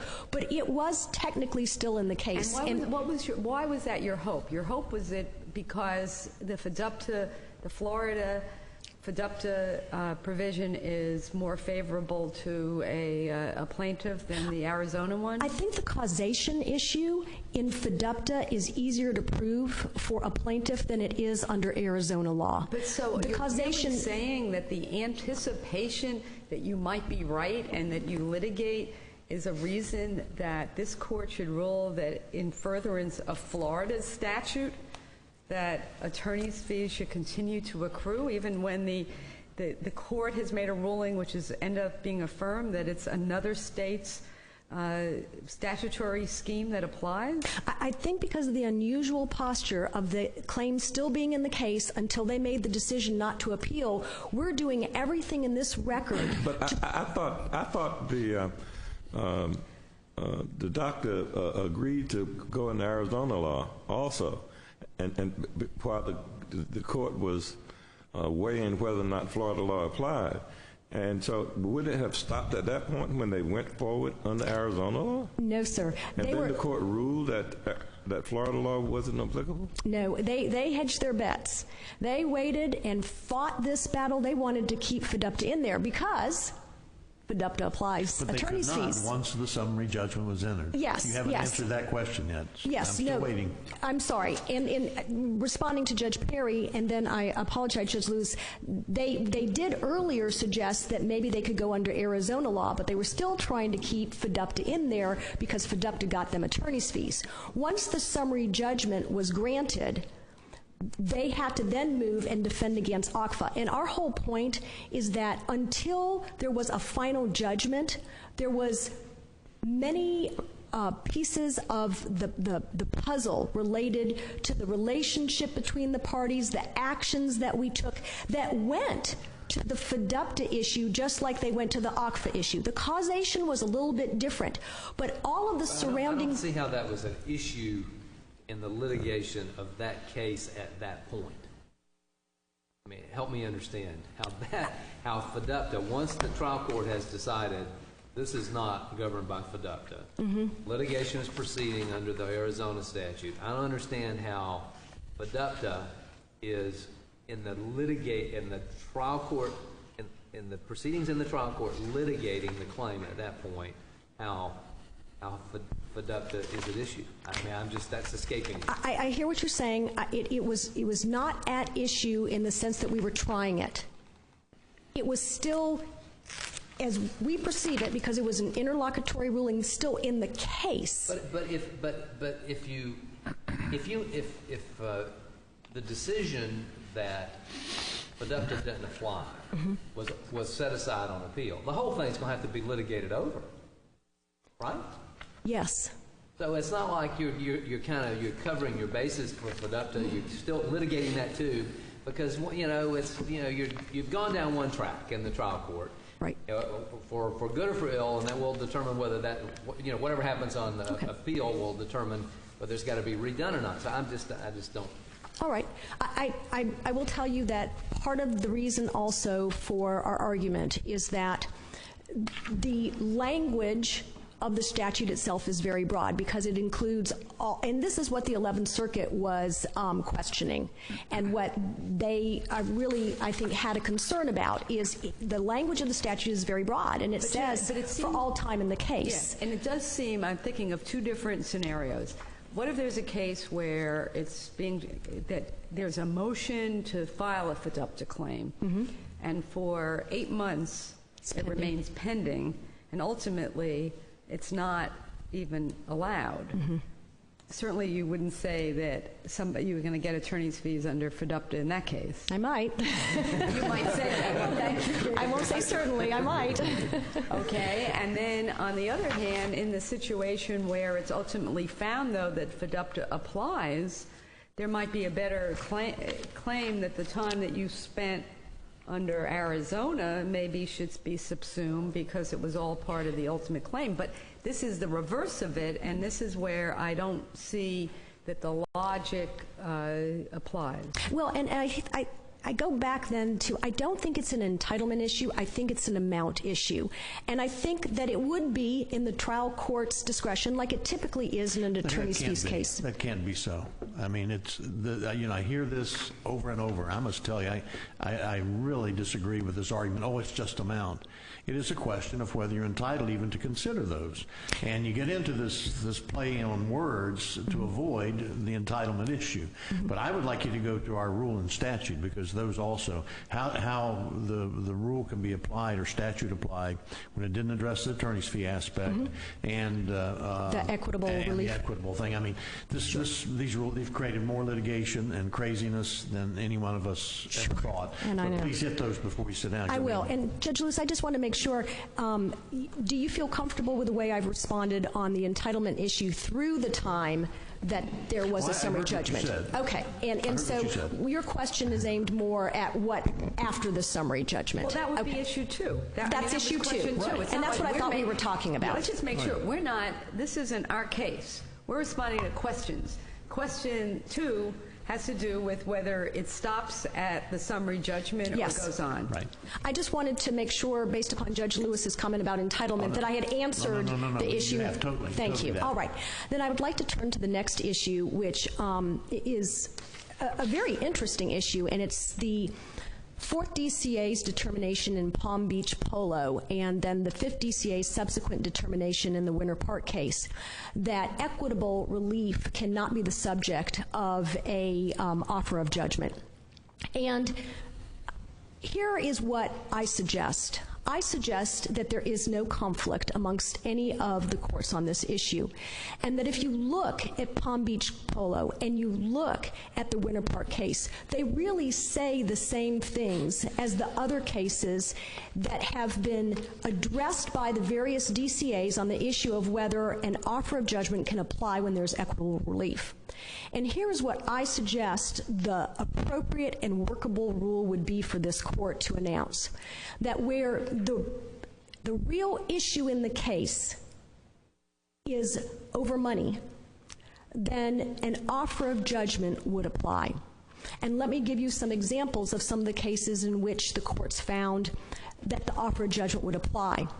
The VIP Realty case, for instance, in which there was a fight over a commission and there was a declaratory judgment action. Yes, a declaratory judgment is seeking equitable relief, but the reality is they were fighting over a sum of money. Who was entitled to it? And it is very easy in that set of circumstances to serve an offer of judgment. And then what if they're disputing the amount of the commission? It wasn't. I'm just asking, what if in this case there was a dispute as to the amount for the plane, wasn't there? Yes, and so let me give you this case as an example. A claim for specific performance. And I just reread the amended complaint this morning to make sure that I was telling you the right thing, and I am. Their dispute was what they had to pay in order to get the plane. They alleged that they were entitled to get the plane for $850,000. We alleged that if they wanted to buy it, they would have to pay $1.3 million. And so the dispute was over money. It was just the difference they would have to pay. If you look at the Palm Beach Polo case, it just can't work with an offer of judgment because it had an independent claim. It wasn't an alternative claim in which the appellant was seeking to have the court declare that they had the right to an easement by way of necessity. But there was an action for specific performance. They wanted the plane, right? Yes. There's a difference between specific performance and just an action for damages. Yes, and I will tell you that wasn't contested. We were willing to sell them the plane. That was never an issue. The question is what we would sell it to them for. Well, I mean, that's always the case in real estate cases, too. And that's I want that property on the contract I have. I get specific performance. And the seller, no, I'll sell it to you for more, but no, not for that price. Judge Lewis, that's exactly what my fear is. Because people are always disputing what they have to sell something for. If we then say that every time you have a dispute over goods or property, that someone can then sue for specific performance to get it for the price that they want. What my concern is, I hear exactly what you're saying, is that you can insulate yourself from this provision by just throwing one in. But on the other hand, the words of the statute speak to damage, and I'm concerned about just overlaying another 20 years of litigation on this stupid rule that was designed. Well, I'm sorry. I mean, it was designed to stop this nonsense. I know. But it doesn't. It's just creating more and more. So I see that approach just from a policy standpoint for our rule. It's not our statute, but our rule as being, this is insanity to start now. We're going to have to get involved and say, well, did you really mean that one, or did you not really mean it, or is that really good, or is that? I mean, you need some demarcations, don't we? Justice Lewis, I'm trying to find a workable solution for this court, honestly. And as I looked through these cases, I realized that they had found a workable solution, and it had existed for years, decades. I think it was 2 decades, in which there were claims for interpleader, for subrogation, for declaratory relief, for injunctive relief, and the courts had managed for years to apply offer of judgments in those cases. It was until the Palm Beach Polo case came up, where you had a claim that so clearly was not a claim. It couldn't be a claim for anything other than non-monetary relief. We want a declaration and an injunction with respect to an easement by way of necessity. So what I believe the rules should be is exactly what it has been for years, and I think that those cases can be reconciled. I see that my time is... you have used all your time plus 2 minutes. 2 minutes. I will nonetheless give you 2 minutes for rebuttal since we helped you so much using all your time. Thank you. Thank you.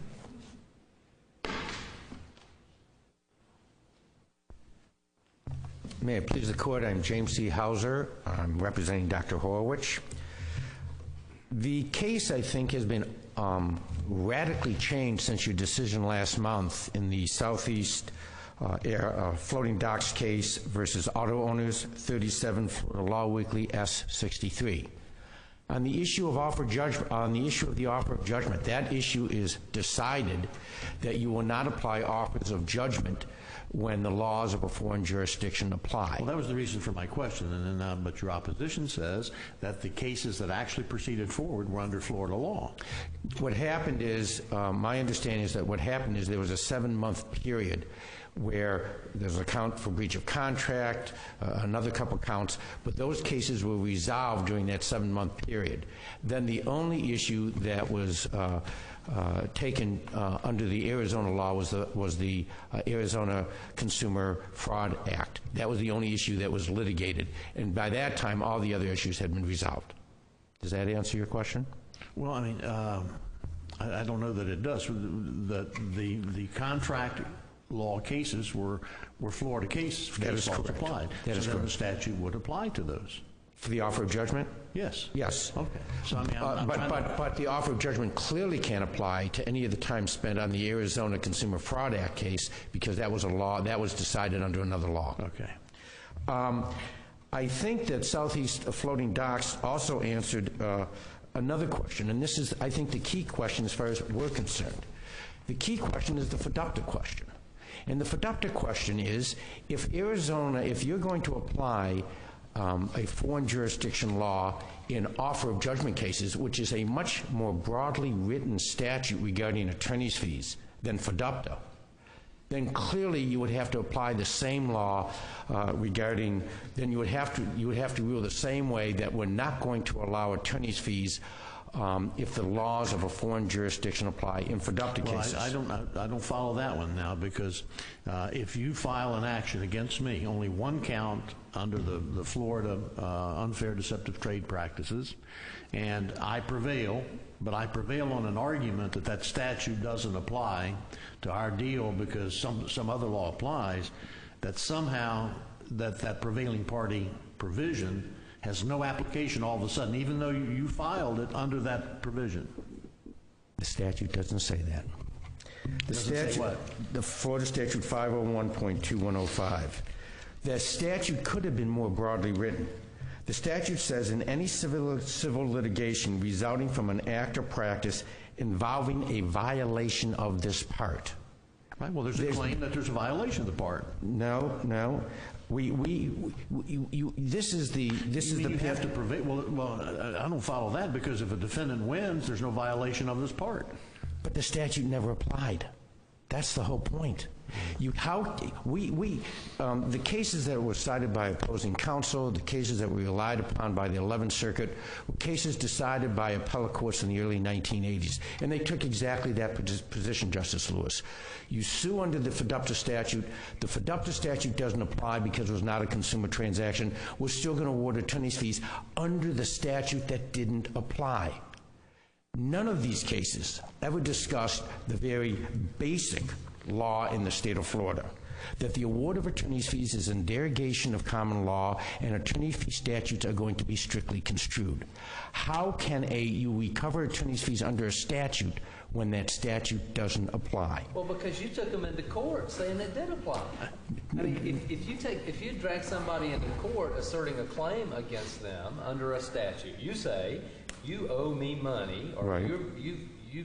You've done something you shouldn't do under this statute, and then they prevail in establishing, no, that law doesn't even apply. I don't see how you can say they didn't prevail when they did prevail, but not under the statute. They prevailed in defeating your claim under the statute. But they didn't prevail under the statute. Well, then you would say then under that reasoning that no defendant would ever be entitled to fees? Absolutely not. You have a case on the merits. The statute applies. We don't prove our case.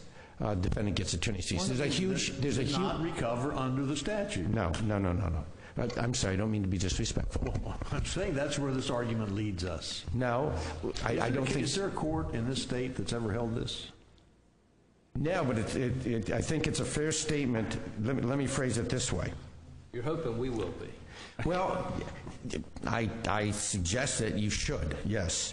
That there's an enormous distinction between we don't have sufficient proof to prove our case and the fact that the statute doesn't apply in the first instance. There was a quote from the 11th Circuit at page 1264 in the Horowitch case, the case that referred these four questions to you. If an alleged violation does not fall under FDUCTA because another state statute applies, it is by definition not a violation of this part. 501.2105 has two requirements. Requirement number one is that it must be a violation of this part, and number two, there must be a judgment. In this particular case, I want you to particularly look at the decision that Judge Fawcett made in her order, ruling that Arizona law applied, not Florida. I'm not sure that order was a judgment for purposes of 501.2105. There's never been a decision on the merits that 501.2105 did or did not apply. There was an attack on the jurisdiction. Well, that's a different issue. So your point is that there's never been a final judgment entered in favor of the defendant on this claim. No, on this claim. Was there ever a final judgment entered on the summary judgment? I think you have to read the order. Judge Fawcett simply said that FDUPTA doesn't apply and that Arizona law does apply. But I don't think that's a final judgment. Well, where would be the, let's take this, I think it's an interesting argument, and what we're trying to do is, we're interpreting a statute. That's correct. It's not our decision, it's the legislature's decision. Absolutely 100% correct. So isn't the intent to try to, give us what's the intent of the FDUPTA statute? The intent, remember this is the consumer protection statute. The intent of the statute, there is absolutely nothing, there's no, in your Southeast Floating Docks case, you said that we're going to have to look at the intent of the Florida legislature to determine whether or not the statute should be applied to an out-of-state or another jurisdiction. And then you went through the analysis of the offer of judgment statute. All right, so but getting back to what would happen is someone brings a claim under FDUPTA, right, and the defendant files a motion to dismiss, right, saying that the facts don't set forth a cause of action under that, right, and the judge agrees, right. So you would agree their attorney's fees will apply to the defendant? No. My position is Justice Lewis, you're a prevailing party. There's no question that you're a prevailing party. But if under Campbell and all the cases that you've had, Campbell, and we cited them in our brief, Daniels and Gershurny, all these cases say that we're going to strictly construe statutes regarding attorney's fees. You prevailed. The statute doesn't say if you invoke the unfair and deceptive trade practice statute. That's a broader language. I want you to look at the legislative history of 501.2105. Not merely invoking, if we invoke the statute, and that's what the statute said, yes, I think in that situation you get attorney's fees. But what happens when the statute's not applicable in the first place? You can't award attorney's fees under a statute that doesn't apply. So you would say in that because it would be a dismissal, there wouldn't be a judgment. Yeah, in fact, I'm asking, is that yes, in fact, there's two cases. Well, is that the position taken in this case, that there's no final judgment entered under the FDUPTA statute? No. It's not that. I didn't think so. No. But I will cite to the court, and I'll cite to the court two cases where there was a voluntary dismissal in every other area of law. If someone takes a voluntary dismissal, you have a prevailing party attorney's fees provision. The defendant will be entitled to attorney's fees. Not so for FDUPTA, because you have to have a judgment. That's the Diamond Properties case and the Nolan case. But I think the reason I have difficulty, I suspect we may respectfully disagree. How can you get attorney's fees under a statute when the statute doesn't apply? And I think the answer is it cannot. It is yes, you're a prevailing party, but there's an enormous distinction between prevailing under the merits of the case. I say that there's a bait and switch. The defendant proves that there wasn't a bait and switch, but we all agree the statute applies. I lose. In that situation, the defendant gets attorney's fees. Well, isn't the answer is because you made it apply for 7 months? I beg your pardon? Isn't the well, answer no, that you made in this it apply case, for 7 months? In this case, what's interesting, did Florida ever have jurisdiction on the FDUPTA claim? And even during that, we were litigating, I'll call it legislative jurisdiction. We were litigating not whether FDUPTA, we didn't litigate the merits of FDUPTA. We never got that far. We're litigating what state statute applies. Is it Arizona or is it Florida? Do you get attorney's fees for litigating jurisdiction? And my answer is no. I'd like to quickly switch, if I can, and I'll be happy to take any other questions, regarding the offer of judgment, because I think there's some very, very serious issues in the offer. I just want to make sure from a practical analysis, if we find the FDUPTA applies and it doesn't stop at the judgment, did you want to just say, does it, because... Under Southeast Floating Dock, there's no question it stops at the judgment, if you should rule that way. No, maybe I'm talking under, not the offer of judgment statute. I'm talking about the FDUPTA claim. Right. You say Floating Docks influences that it stops when Arizona law applies? Yes, because if my goodness, if you're going to rule that offer of judgment is substantive law, for purposes of conflict of law purposes. The offer of judgment statute is written much more broadly than the fiducia statute. And the offer of judgment statute says, in any civil action for damages filed in the case in the state of Florida. The fiducia statute says, in any act of practice involving a violation of this part after judgment. If offer of judgment for conflict of law purposes is not going to be applied in forest jurisdictions, clearly fiducia cannot be applied in foreign jurisdiction because fiducia is much more narrowly drawn. I've got about 7 minutes. I would like to talk about the offer of judgment. I think the key issue as far as I'm concerned is the failure of Diamond in this part, not to just technically violate Rule 1.442, but to flat out ignore Rule 1.442. I'm talking about C2F, the requirement that an offer state whether it does or does not include attorney's fees. Back in 1997, this court adopted this rule, and the reason for this rule was to make sure that the offer was not ambiguous. If it includes attorney's fees, that has extreme consequences down the line. If it doesn't include attorney's fees, that has extreme consequences. And let me give you 2 examples. You're talking about our Rule 1.442, right? Yep, 1.442 C2F. Well, I find it a little odd that the federal court is asking a construction of our rule. Why is that?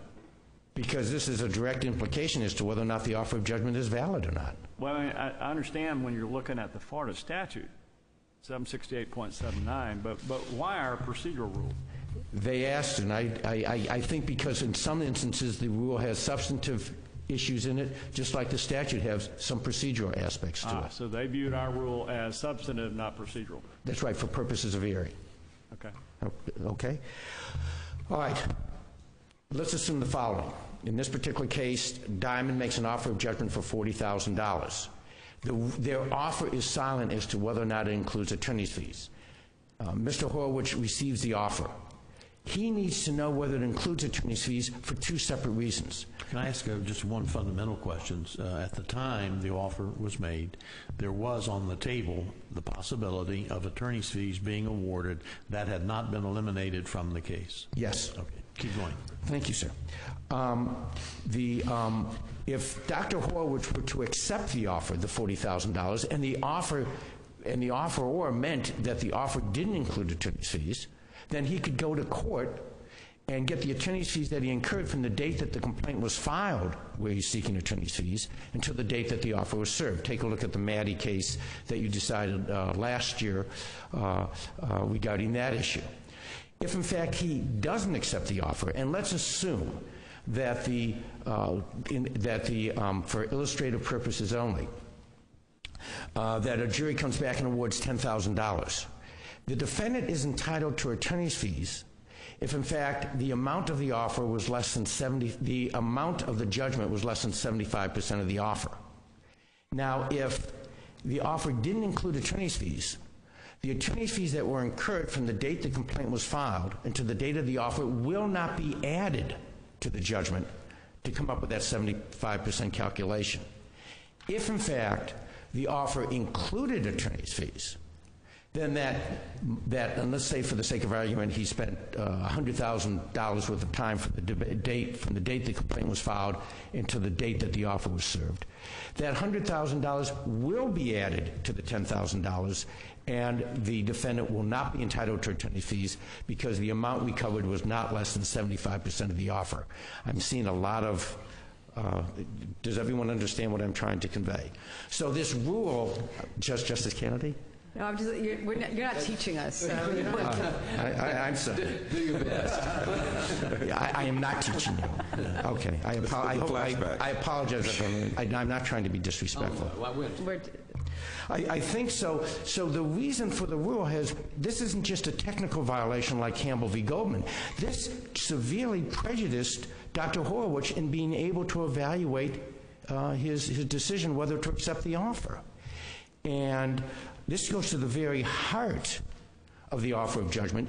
You stated in State v. Nichols that an offer of judgment can't be ambiguous. This offer is ambiguous. Now, the 11th Circuit cited some cases, Unicare v. Mort and George v. Northcraft, that dealt with the 1981 version of Rule 1.442. That sort of followed the federal rule, and it never mentioned attorney's fees. It only allowed you cost based on an offer of judgment. The new statute, 768.79, has real practical problems when the issue of attorney's fees is part of the case. And the offeree absolutely must know whether or not that offer does or does not include attorney's fees. That's the reason for the rule. Did I understand you in your argument to say that if it doesn't identify whether it includes attorney's fees or not, that it would be considered not to include them? We don't know. Nobody knows. The 11th Circuit presumed it no. With all due respect, they're wrong. Because now that you have a rule that says you have to state whether it includes attorney's fees, I don't know, based on that rule, whether an offer that's silent does include attorney's fees, doesn't include attorney's fees, and I guess I go to the following statement.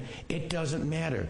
You have stated that they have to notify the offeree whether it includes attorney's fees. They didn't comply with the rule. That's the end of the discussion. They don't get fees. Well, what did the 11th Circuit say that you said they were confused about? The 11th Circuit said that, well, based on Unicare v. Mort, a 1989 Florida Supreme Court case that was not based on an offer of judgment. Okay, it was not based on 768.79 or any of the other offer of judgments, that if you make an offer of judgment that's silent on attorney's fees, it's presumed to include attorney's fees. To include attorney's fees. But that decision, 1989, was decided prior to the... well, but then that specifically focused on language of all claims. But if they're forced to cover all claims, that it would be implied that that includes also the claim for attorney's fees, since that's a claim. Well, no, it's... Whether that's right or wrong, I'm just saying. We're asking for attorney's fees. That's not a count. And I guess I think I've explained to you the practical problems of allowing this to go forward. And Justice Lewis, you made a statement. It's a fair statement that the area of offer of judgment is confusing and complex and gets more so every day. You allow a party to flat out ignore one of your rules that has a practical effect as far as the offeree is concerned, and you now have true chaos in this entire area. I don't think I would couch this as a party just refusing to follow the rules. We have a situation that didn't have attorney's fees in it. I think that's the better and the most analytical way to approach this, not implying any kind of ill will or evil motive into this.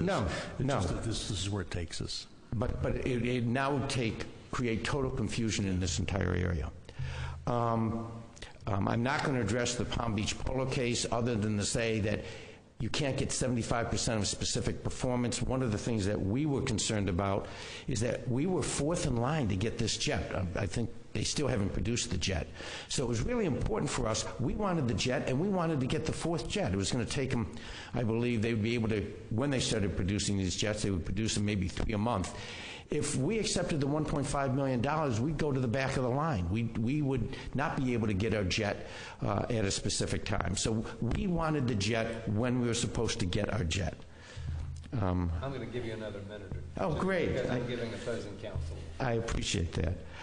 So we think there's a violation of specific performance. And by the way, if a party files a count 1 for specific performance or injunctive relief, and then files 3 other counts for damages only, there are practical remedies that an offeror has. The offeror has the ability to make the offer of judgment as to those other specific counts. And that was not something that was addressed by the 11th Circuit. So if someone files a suit for injunctive relief or injunction, the offer of judgment statute still applies, but only to the damaged portions of the case. Any other questions? Okay, thank you very much.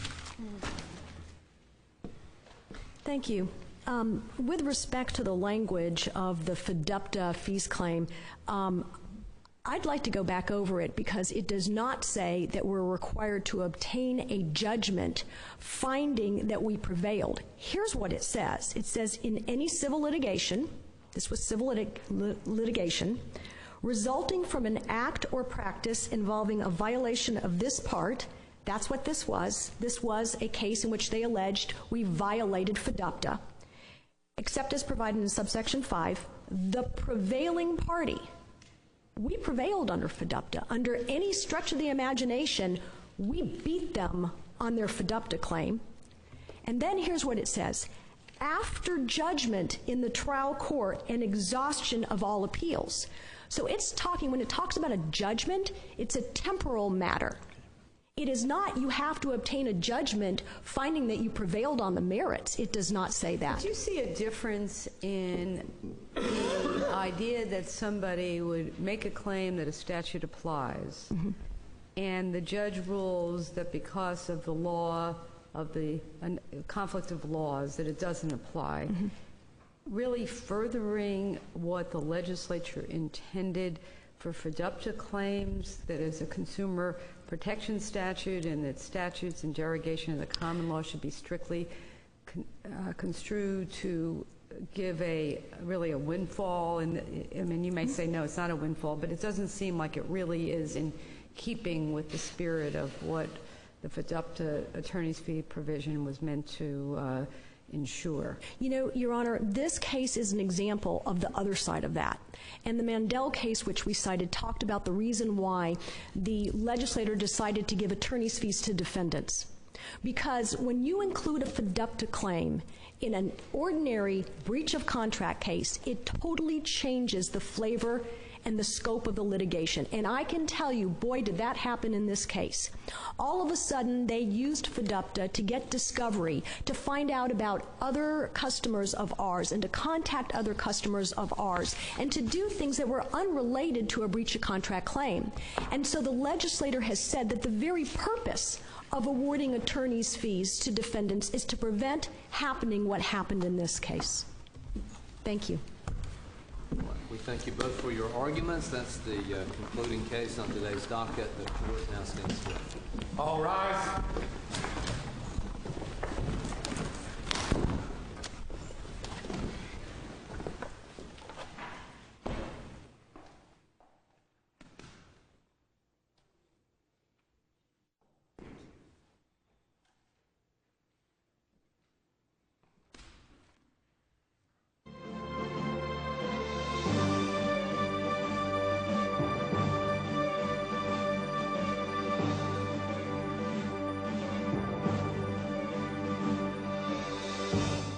You're watching the Florida Channel, a public service of the Florida Legislature, WFSU TV, and Florida